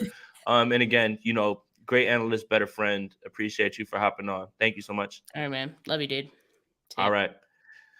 Hour 15, 162 people in here. Make sure you like this video, subscribe to the channel, hit that notification bell. The guests do not stop. They don't stop. And this is someone who I look to as a mentor at times, even though I'm older. I'm older than everybody, so whatever. We might as well just put that out there. A mentor, a good friend, somebody who's just the homie, man. Just the homie at this point, right? So let me bring him on. You guys know him. It's Croc. What's up, baby? What's good, man? Congratulations on 1 million views. That's incredible, bro. Thank you, man. Appreciate you, bro. And again, when I put the stream together, it was for the people that I'm friends with, I collaborate with, but the people that I really look up to and respect. And I don't think you could tell the story of me without your help and you being able to, like, bring me on the morning show. And, like, the one of the best moments I think I've ever had doing this content thing was when you brought me to do Locked On with you. Because Locked On is, like, the top of the top, man. And, like, to ask me to do that, like, I remember I just cleared out the room. I was like, everybody get the hell out of this room and leave me alone. It's time to look in when it comes. So, yeah, I appreciate all the things that you've done, man. And, you and I, we've kicked it in real life. And, we're homies for real. But, I appreciate you giving me some time, man. And everybody loved you on the Locked On show, man. They said, matter of fact, they were like, man, watch out Peacock, man, because Jason Aponte's here to steal your spot. So you obviously did an amazing job. And I appreciate you, man, coming on. A lot of time is last minute. I hit you in the morning. Hey, man, you want to come on and talk this morning?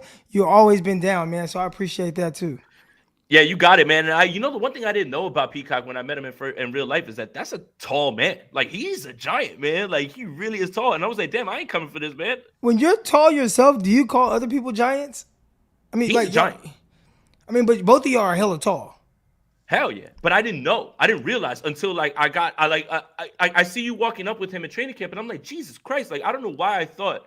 I don't know what it is about, like, this streaming thing. It's like you look at someone, you hear their voice, and you kind of just picture in their mind how tall you think they are. I don't know why I thought that he wouldn't be that tall. Like, and I don't even know if that makes sense. I actually get that a lot in person. Shoot, I just got it this weekend. I was in Tulsa. I actually got in from Tulsa today. We had a tournament, but I'm at the mall. I see somebody with a 49er hat on, and I just dapped him up and said, "Man, go Niners!" Right? And he turned around. He was like, I think that's Eric Crocker. And a lot of people get confused because in person, it's like, oh man, like, this guy's tall. But I guess behind the screen, maybe sometimes we just look shorter or something. I don't know.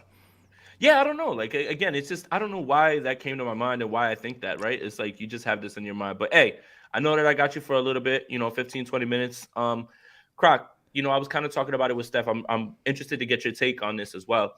The Sam Darnold thing, a lot of people have two opinions, basically. Quarterback 3, placeholder, not going to compete for anything, or he's actually here to compete. What's your take on the whole Sam Darnold signing? I think understanding your role, right? Like he knows that he's not coming in to be the guy. He's coming in to be a guy.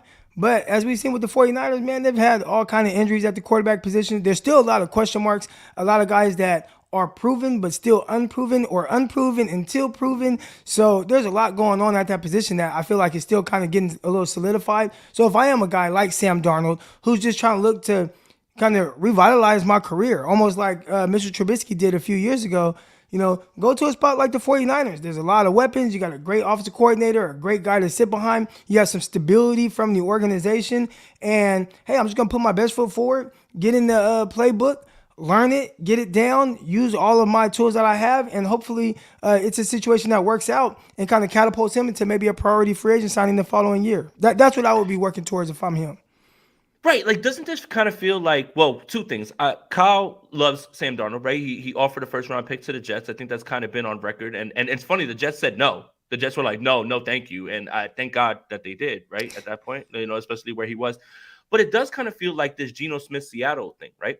Kind of written off. You kind of feel like you have something that you can do. And again, like, I think this situation with the guys who are going to be running wide open, the play caller, and he kind of simplifies things as much as he does for quarterbacks at times with defined reads, telling you, hey, the ball's got to go here.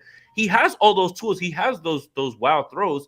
This does feel like a perfect spot for him to solidify himself, maybe learn something, and then take it on to the next place, because the best case scenario is that next year it just goes Brock and Lance next year as the two quarterbacks. Would you say that that's wrong?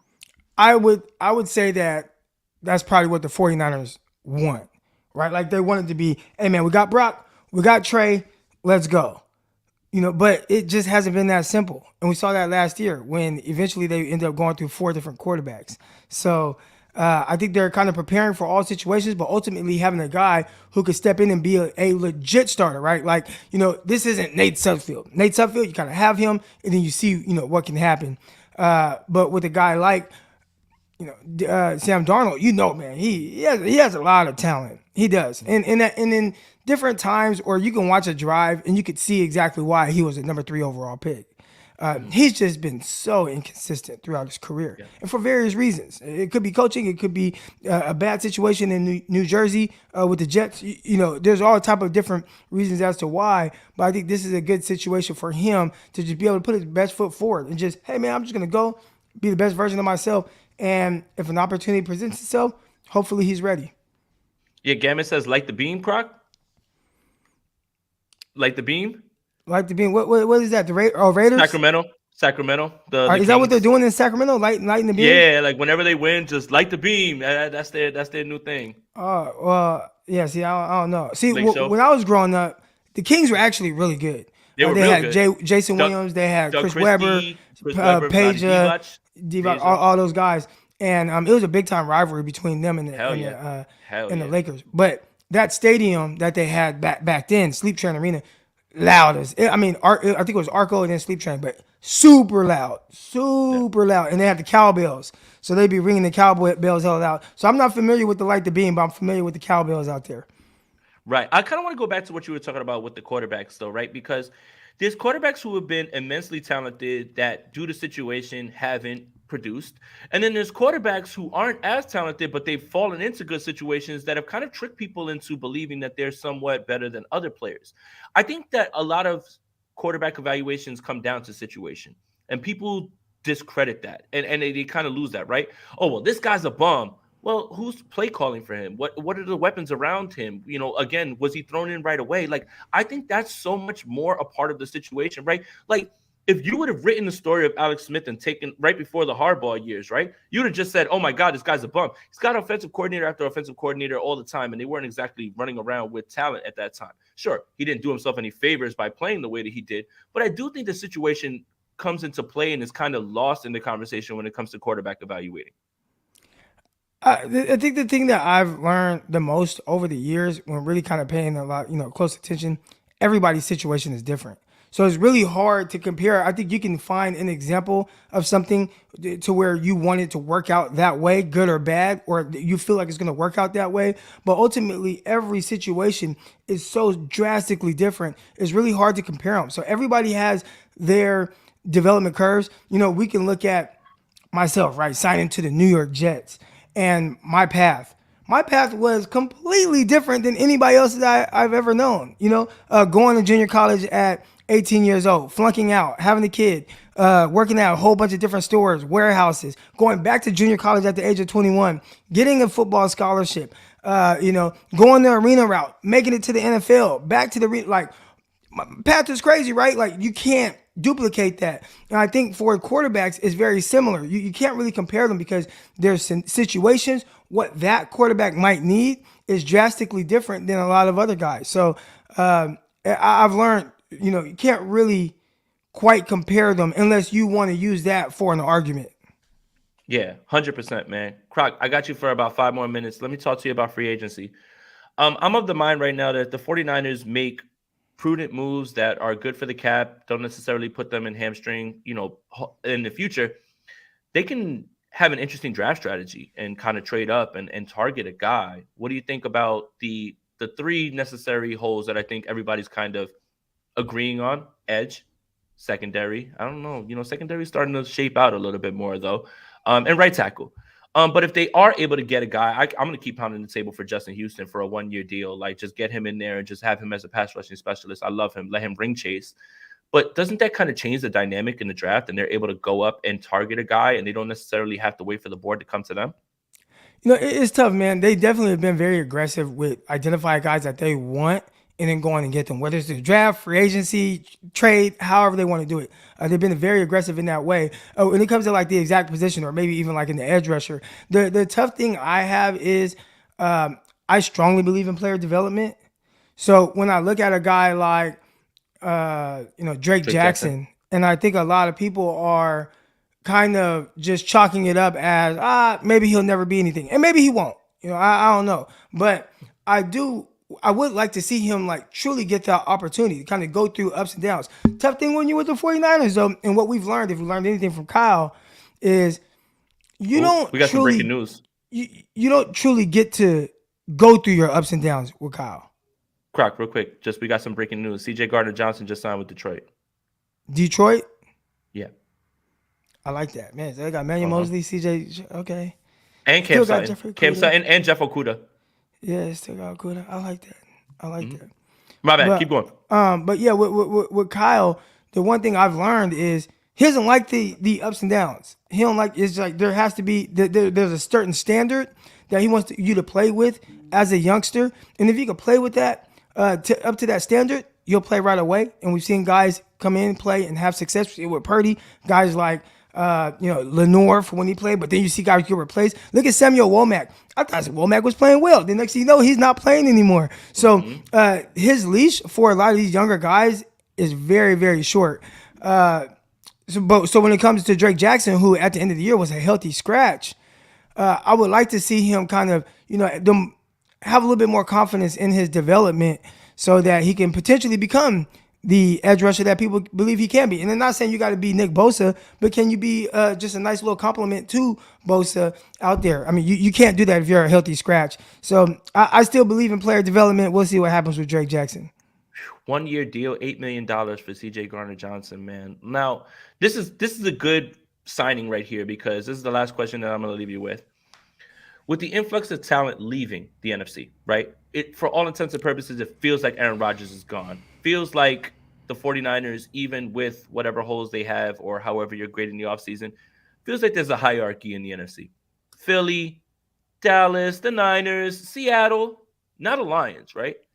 Doesn't it kind of feel like the 49ers have it right in front of them in the NFC to kind of put a stranglehold on this with the AFC being so stacked now at this point?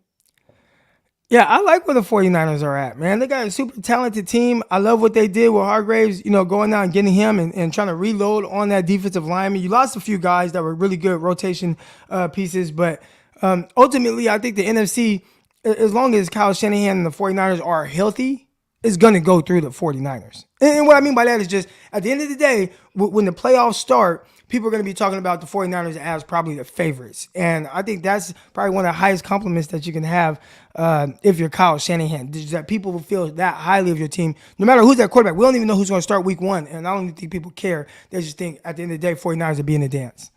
Yeah, and your boy from Stockton is now a Dallas Cowboy, Brandon Cooks. Yeah. And they traded for Stephon Gilmore, man. Dallas is kind of making moves that I never thought would happen because they're smart. I mean, giving up a 5th and a 6th for Brandon Cooks. Yeah. What is Houston doing? What is Houston doing over there? What was the thought process behind that? Dallas is the team that's starting to scare me a little bit more and more now. I think Dallas always scares me with names, but at the end of the day, because of your brother, right? Oh, my brother. Yeah. But I think with, and for those of you, my brother's a diehard Cowboy fan. Yeah. But they always have the names. But at the end of the day, man, the game is won on the field. It's not won on paper. And then the 49ers, where they've had an advantage, and we'll see if they can keep it rolling. But the coaching staff puts guys in advantageous situations for them to be successful. And they do that over and over again. And then they pride themselves on playing a certain style and brand of football that travels no matter the weather or where they have to play. So they're going to continue to do that. You know exactly what you're going to get from the 49ers. These other teams, they can add splashy names and go out and get these different guys. But at the end of the day, man, you got to have to see the 49ers and match their physicality. And most teams can't do that week in and week out.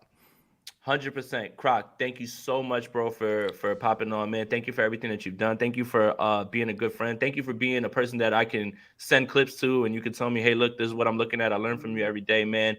Tell everybody where they can follow you, even though they probably already know. Y'all can follow me on Twitter at Eric_Crocker, where you find me trolling Warrior fans and talking about the Lakers. Lakers about to play in a few minutes, man. Shout out to the Lakers. We coming for, playoff spot. We fighting, all that good stuff. Outside of that, I will be having a podcast, a solo one coming back soon. I've just been working on it. I'm here and there, but it won't be quite the same format as the morning show, but similar, and there'll be an audio version of it as well. So keep a lookout on that. And I appreciate everybody that rocks with me, man. Everybody rocks with me. And shout out to you, man. I love what you're doing, man, for real. Appreciate you, Croc, man. As always, bro. It's a pleasure to talk ball with you, man. If you got the morning show, let me know, man. I'm hopping on. I'm up in the morning. It really ain't gonna let me sleep, so I'm with it. All right, man. All right. Appreciate all y'all. I'm out. All right, my boy. It's Eric Crocker, man. An hour 30 in here. 174 people in here. We're celebrating 1 million views on the channel. Make sure you guys like this video, subscribe to the channel, hit that notification bell for when we go live. I don't know if I can tell the story of Jason Aponte on this YouTube channel in this space without this next guest. I think you guys have already kind of alluded to it in the chat. You already know where I'm going with this, and you already know who's coming. Man. You already know what this is. Andrew Pasquini, I love you, buddy. Hello. What are you doing here? Oh, man, I am here to talk 49ers football with Jason Aponte. I've been watching. I've been in and out of the stream. I've been in and out of the comments. And it's like you've gone Andy Pettit to Roger Clemens to CC Sabathia to Garrett Cole. And then you said, I'm going to use 2022 overall Chapman to close this game out. I'm excited to be here. 1 million views. I mean, Jesus Christ, Jason Aponte, what a ride. I listened to the song "A Millie" by Lil Wayne for the first time today. About a decade. The song goes hard, too. I just want to throw in about a decade. I was about to say for the first time. 13-year-old Andrew used to know that song bar for bar. I just throwing that the random fact about me. And, I kind of felt weird when I put it on IG like that. I was just like, doesn't this seem cliche? But you know what? It kind of just felt right at that point. I mean, look, I think, Andrew, the first place I want to start before we get into the 49ers stuff is the journey of how we've met, right? Mm-hmm. And when we started this, and we had, and you pointed this out to me in a text message, our first show ever. And you look at some of the names that are in that group chat right there, in that chat, are still here to this day. And what I want to tell people, if anybody's watching this who is interested in trying something, getting out of the box, is we had a long time when we were doing things in 2020 where it felt like nobody's listening. It felt like we're kind of doing this for nothing, right? But we loved what we were doing. We loved talking with each other. We built a friendship on this, but it's more about, because you love it, you keep going, and it's not about instant results. It's just insane to look back on our first few videos, which were like 47 views, 51 views, to having, 100, 200 people in our lives, and then looking at the numbers at the end and like 2,000, 3,000 people are viewing. Andrew, it's just, I can't tell the story of this channel without the the podcast that we've built, the friendship we built, and Yeah. how we've grown together. I'm gonna try my best not to tear up because a Do it. little bit behind the curtain for me. Yeah. 2020 was a very, very tough year for me, right? I had a 8-year relationship before 2020, threw that away, messed up, whatever. We don't need no details are important. So I'm living in my third place in about a span of 6 months, and one of my good friends, Josh Eccles, he messages me and he goes, "Hey, this guy Kyle on Twitter, he has this website. If you want to write, we could do this. We could do this thing, right?" Okay, cool. Yeah, let's do it. I wanted to go more into podcasts because this microphone right here, like this literal microphone, was my 2020 COVID purchase of like, this is my hobby. I'm going to learn during COVID. And, I got this opportunity to do what was originally called the 49ers Noir live show. And it was like a live radio show. We did it at halftime of the very first game. Niners 2020, week 1. Aronis Grasu starting center, as we And you did it by yourself. And I did it by myself. And I messaged Kyle and I go, "Yo, man, like, I can't do this by myself. I need somebody." Connects me to this guy named Jason Aponte. I don't know who he is, but people seem to like him, right? He has a good amount of followers. And the rest is really history, right? And to me, like, I know we get into the Twitter side of things and there's these fake rivalries and all this stuff, and people butt heads all the times. And realistically, all this ever was I knew for an hour once a week and in a very rough time of my life that, like, hey, I could go into this little corner of the internet, talk to this guy from Jersey about football and just forget everything going on in life. And it's really developed. And Jason, you really don't know this because I haven't talked to you about much about previous life stuff. But like, you were really the first friend I've made post that stuff. So I love you. I need people to understand so much when I say that I love Jason Aponte. It is not me messing around, but I just that 1 hour every Wednesday at the start of this was electric. It was needed. And now here we are, 2 years, 3 years later. We had an episode with Jaquaski Tart. We had an episode where we just fucking broke down. What was it called? I'm forgetting Bruno Mars and Anderson .Paak. I forget their band name. Silk Sonic, right? Silk Sonic. Episode where we just broke that album down. To the NFC Championship games each time, right? It's been such a weird era, and really, it's. I would be nowhere near where I'm at right now in my life, not just on 49ers Twitter, but like in my physical life. Is if it wasn't for this goofy ass guy, 6'6" from Jersey. I love this man. So I just need people to understand that, like, I'm not making it up when I say I love Jason Aponte with all my heart, because I do love Jason Aponte with all my heart. I'm definitely like trying not to tear up, man. Like, that's some stuff that I didn't know, obviously, Oh, man. yeah. But Emiliano, he's saying that he's been down since day one. Been watching y'all too since you were doing Manscaped ad reads on the stream, man. Those things were like 5 minutes, huh? No, those were long. I did my best to cut those down, but that's okay. Hey, yeah, you man, talk some 49ers? Yeah, let's do it. I love it. I love talking 49ers to Jason Aponte. It's literally my favorite thing to do. All right, so you're my last guest, right? Okay. Shout out to Grant, Rob, Jordan, Steph, Croc, Vish, was able to bring everybody, and thank you again. Like, this was about being able to bring people on here that have helped me one way or another, collaborated, people I look up to. All of these people fit that mold. But yeah, I guess, we covered it. For anybody who's a loyal watcher of this channel, you've heard our takes on almost everything at this point. But, for the people that are maybe new here, make sure you like this video, subscribe to the channel, hit that notification bell, and, sign up for the Sprint Right Option podcast, wherever you get your audio podcasts. Yes. Let's talk about CJ Gardner-Johnson to Detroit for 1 year, $8 million. What?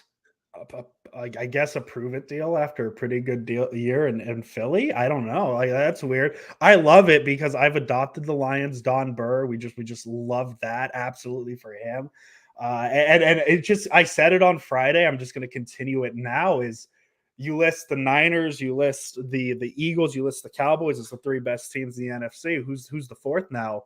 It's got to be the New York, or not the wow. Why? Second time now I've called them the Jets. Don't know why. It's got to be the Detroit Lions. I don't know why I've been calling them the Jets today. But no, it's Detroit Lions. They got to be the fourth team in the NFC. Here it is. Mr. 559, and again, I apologize for missing your super chat. That's on me. But he said his favorite segment is Sprint Red Option After Dark. Yes, I love After Dark. That was not a dumb idea. It's actually very successful because I think Jason and I I want to show people that like Jason and I's friendship goes beyond just 49ers, and like some of my favorite conversations I've had with you is baseball related, right? Because we're both like baseball guys first. Football kind of adopted, but baseball is our thing. And I'm watching Team USA beat the living crap out of Cuba right now because I love baseball. And I knew it. I said it last night while I was watching the Venezuela game. I was like, USA is going to beat the shit out of Cuba, and they're going to face Japan. They're going to probably face Japan in the. Which one's the higher ratings, U.S. versus Mexico or U.S. versus Japan? Like, is Shohei's U.S. Japan? Yeah, because of Shohei, right? Like I know Shohei, the Mexico right? Like you get this thing. So Shohei. I love that for Mike Trout and Shohei because they're actually in a championship game that they'll never see in the Major League Baseball level, as long as they're Angels, and that's always a good joke. But yeah, well, until Shohei signed with the Giants next year, yeah. Until Shohei becomes a New York Yankee. Yeah, he's going to become a Dodger and hurt us all. He's a Yankee. Shohei Ohtani, you are a New York Yankee, pal. You are a New York Yankee. But yeah, so After Dark, it just kind of stemmed from that. Like, hey, man, I think where it came from was we both had time after an episode, and we realized we were talking about like WCW for like 15 minutes or something stupid like that. And I'm like, hey, Jason, why don't we kill the podcast? So for the people who are watching for football and got us talking about wrestling, why don't we cut this? They can go if they want, but the people that just want to hang out and talk about whatever we want to talk about, if it's Niners, cool. If it's anything, like I love that idea. Let's do it.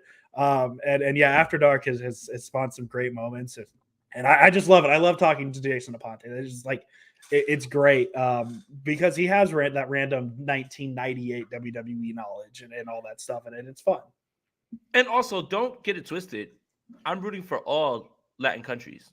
That's it now. After Puerto Rico gets eliminated, I am rooting for Mexico. It's just Japan's been a juggernaut, and Shohei has been the best player in this entire tournament.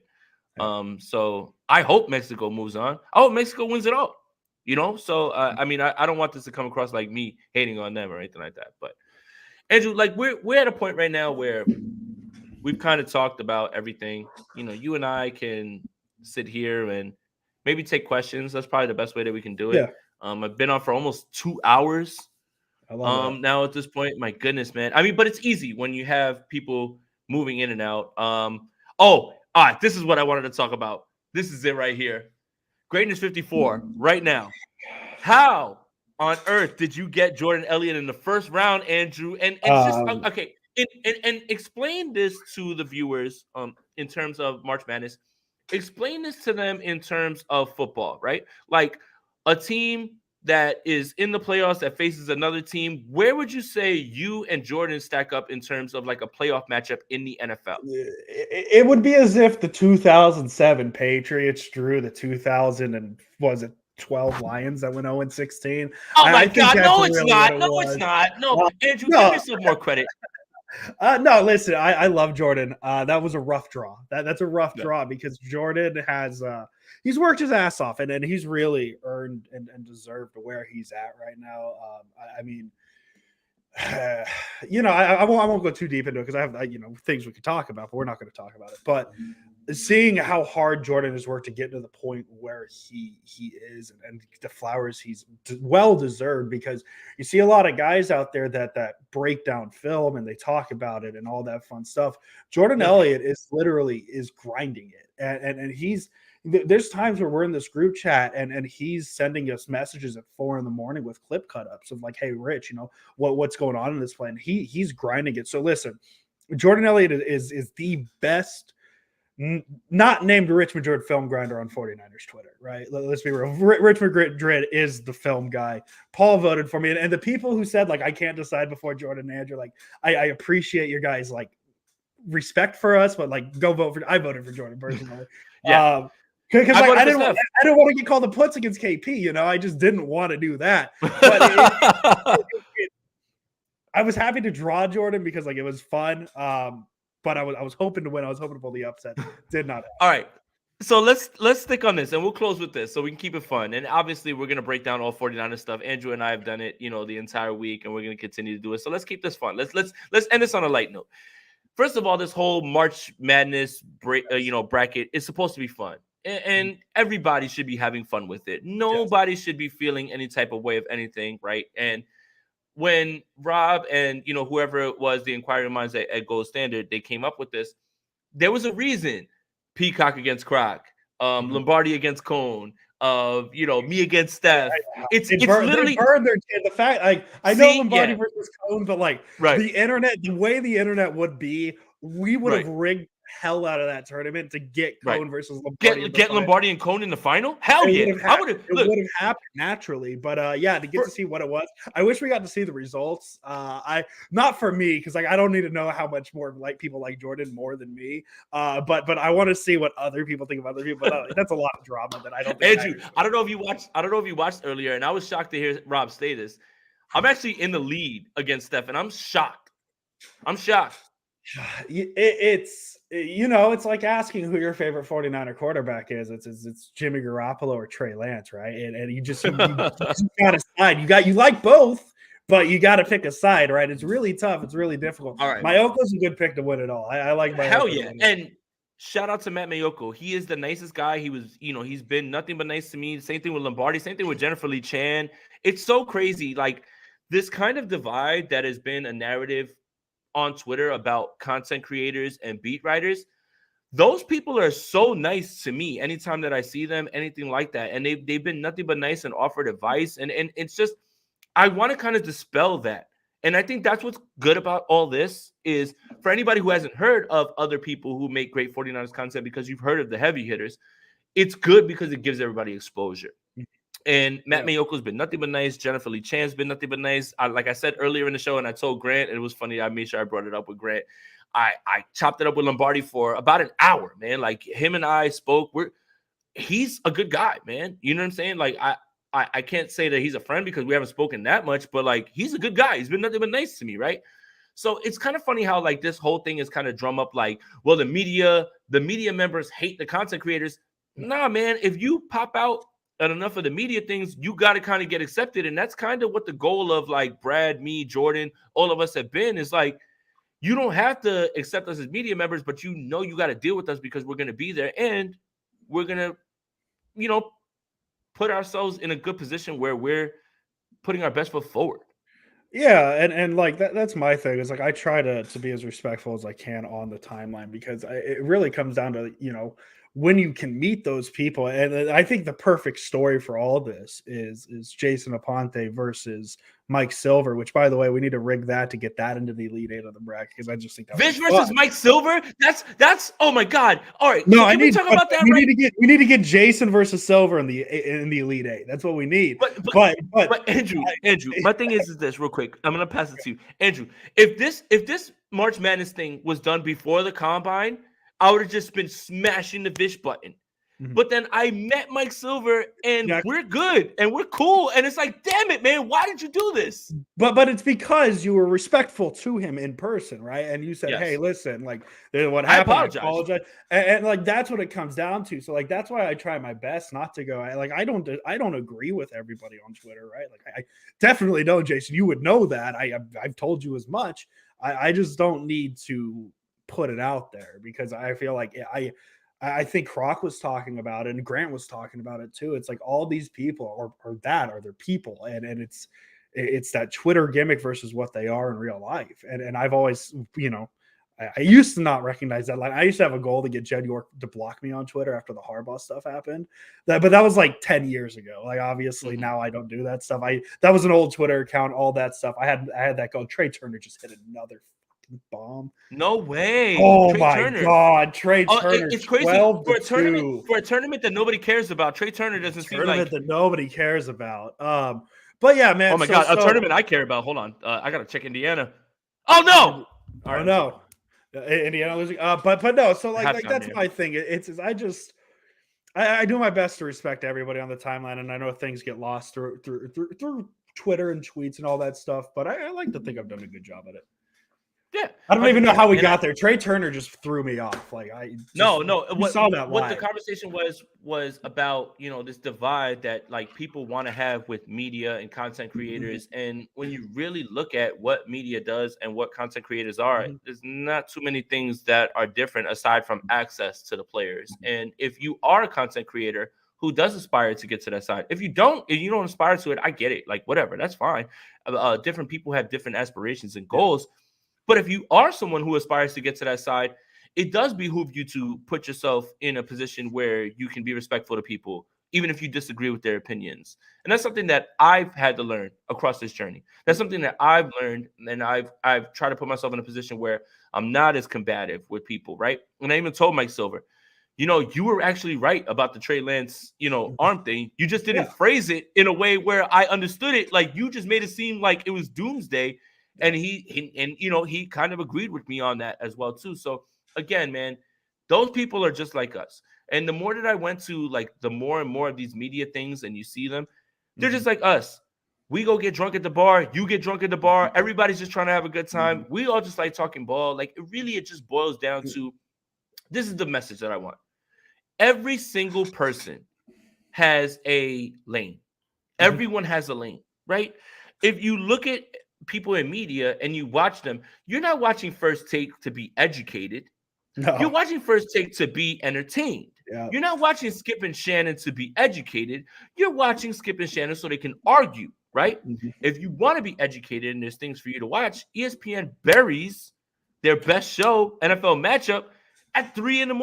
Eastern time. They bury that. And literally that's when you can learn X's and O's and in a way that makes sense and it's easy for people to digest. So again, there's a lane for everybody. There's no need for everybody to just tear each other down. And this is a message to myself because I've kind of been guilty of this myself.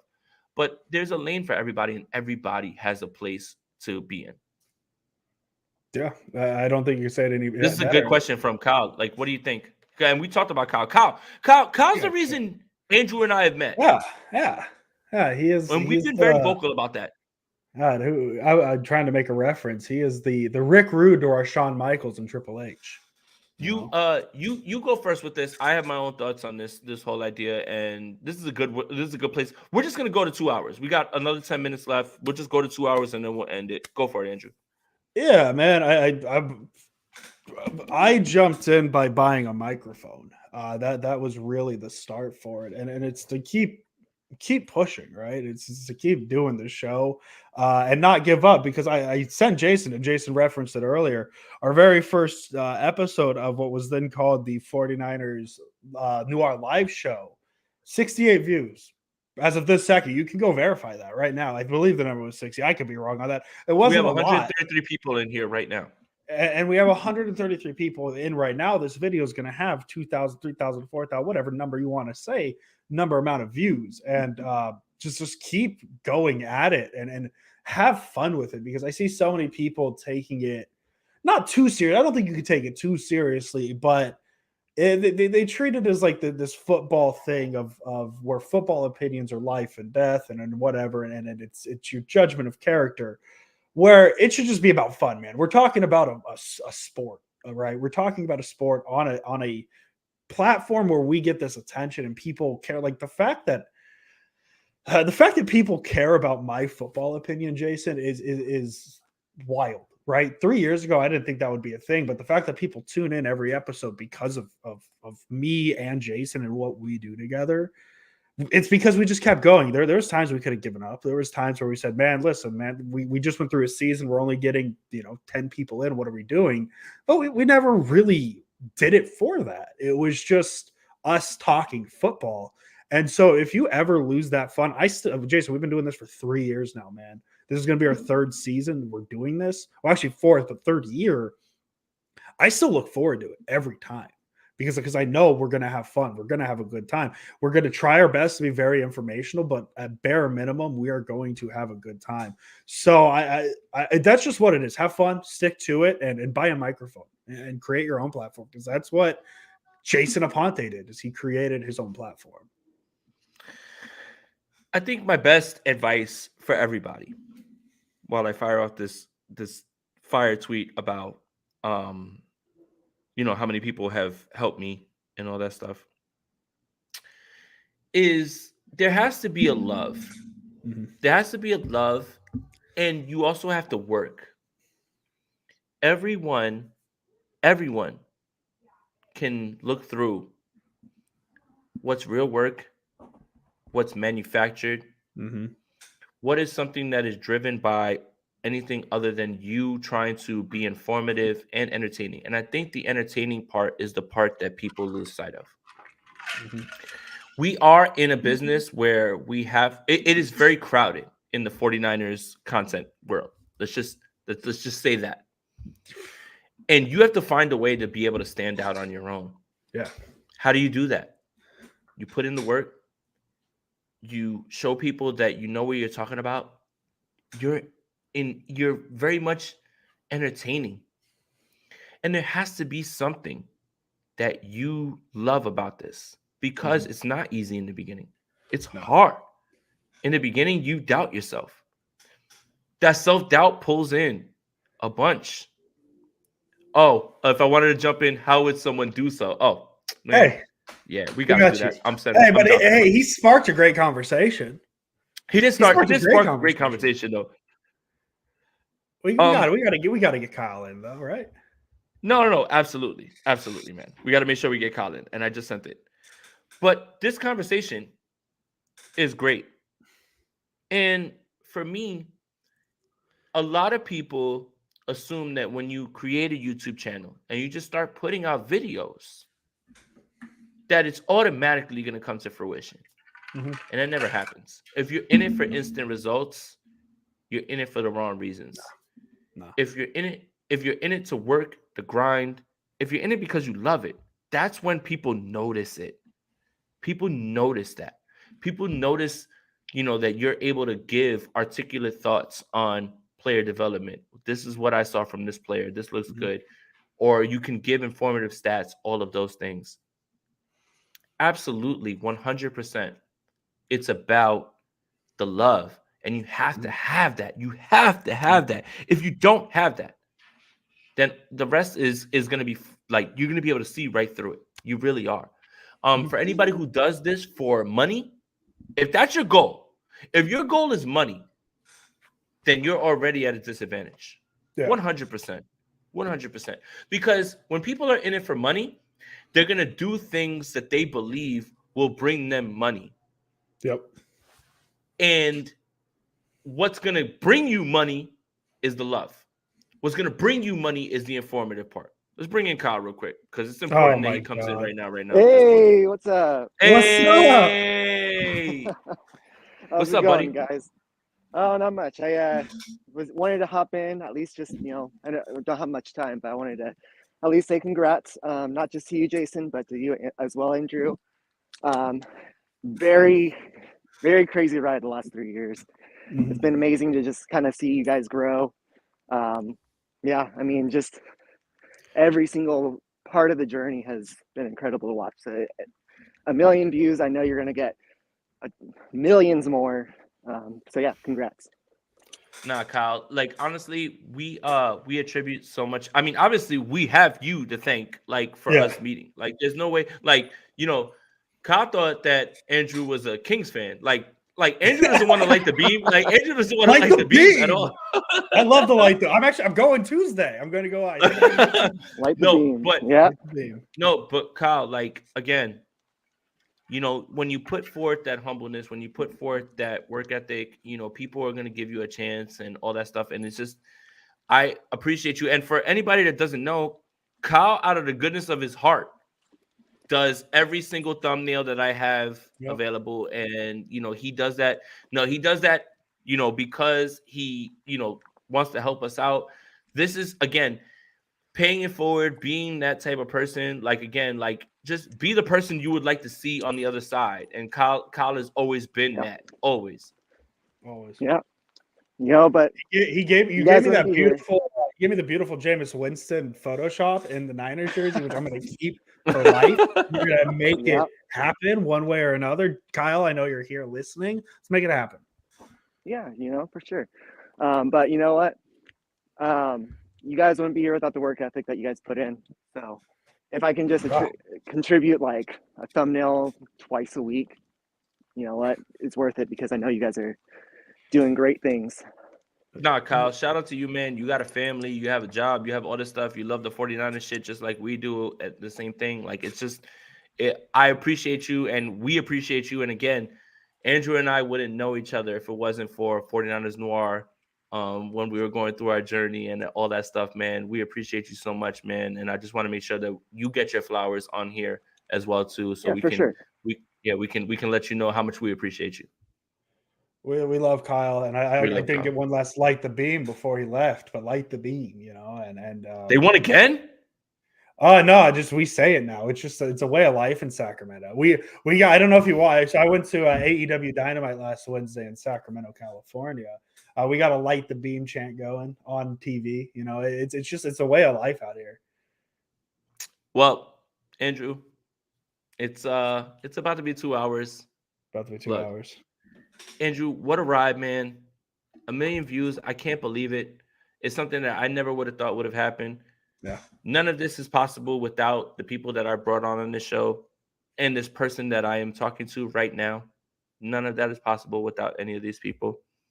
Shout out to every single one of you that enjoys the content, that continues to return, that are members, that are subscribers, that send super chats. It's to a point that I still don't understand how we've been able to sustain this and keep it going. You know, you've seen me at my worst times say the worst things in the world, you know, because I'm still an imperfect person working on myself. And it's still something that I don't fully understand, but I do fully appreciate. I do fully understand that you guys don't have to be, like Jay-Z says, you could be anywhere in the world, but you're here with us. Yep. You're here with us. And that's it, man. Andrew, anything else you want to say before we get out of here? No, man. It's been a fun ride, and none of this is possible without you. You know, I said it when we had Kyle Matson on. I have two people I look up to in this world, Kyle Matson and Jason Aponte. I think that's a pretty good duo to have as people to lean back on. And, you know, and the support group we have in general, that group chat we got is the most supportive just group of humans that I know. And really any question, you know, you have on, no matter how dumb it is, no matter how simple it is, you know, the group's got it. So I could not imagine. I wouldn't be anywhere near here right now without Jason Aponte. So that's where I'll leave it. Maybe a little fantasy advice. I got the 9th pick in my fantasy baseball draft. Who we going? Otani just went off the board at 1. Oh, no, you're in a fantasy baseball one? I don't know. Yeah, okay, so it's Otani, Soto, Cole, Jose Ramirez, Corbin Burns. I'm up in if we hold on for 2 minutes, I can take Soto. Just got to take it second, but we might, if we hold off here for a minute, I could take Aaron Judge live on the Sprint Right Off. Aaron Judge. Hang on. So let's hope it gets there. I hope they're not watching this YouTube stream because it is Twitter people. Scherzer just went 6th. I think Soto is going to be the player that like everybody just looks at. They're like, oh, he's really good, and we forgot. Yeah, because of the way he's been swinging the bat in this World Baseball Classic. Oh, dude, once the Padres, Freddie Freeman 7th. Hang on, we got one more pick. The Padres, once they get Fernando Tatis back, is going to be insane. It's going to be something to watch. It's going to be something to admire. We got 13 seconds. Sandy Alcantara, 8th pick. The team 69 is going to select Aaron Judge. Oh, there we go. Aaron Judge, you are a team 69er. There we go. Jason Aponte, as always. No better way to end it. No better way to end this. Let's go Niners. Thank you guys. I appreciate you guys so much, man. I appreciate Andrew Pasquini. I appreciate all of you guys. Let's go Niners. Love you guys. Welcome, everybody. Let's go Niners. My name is Jason Aponte.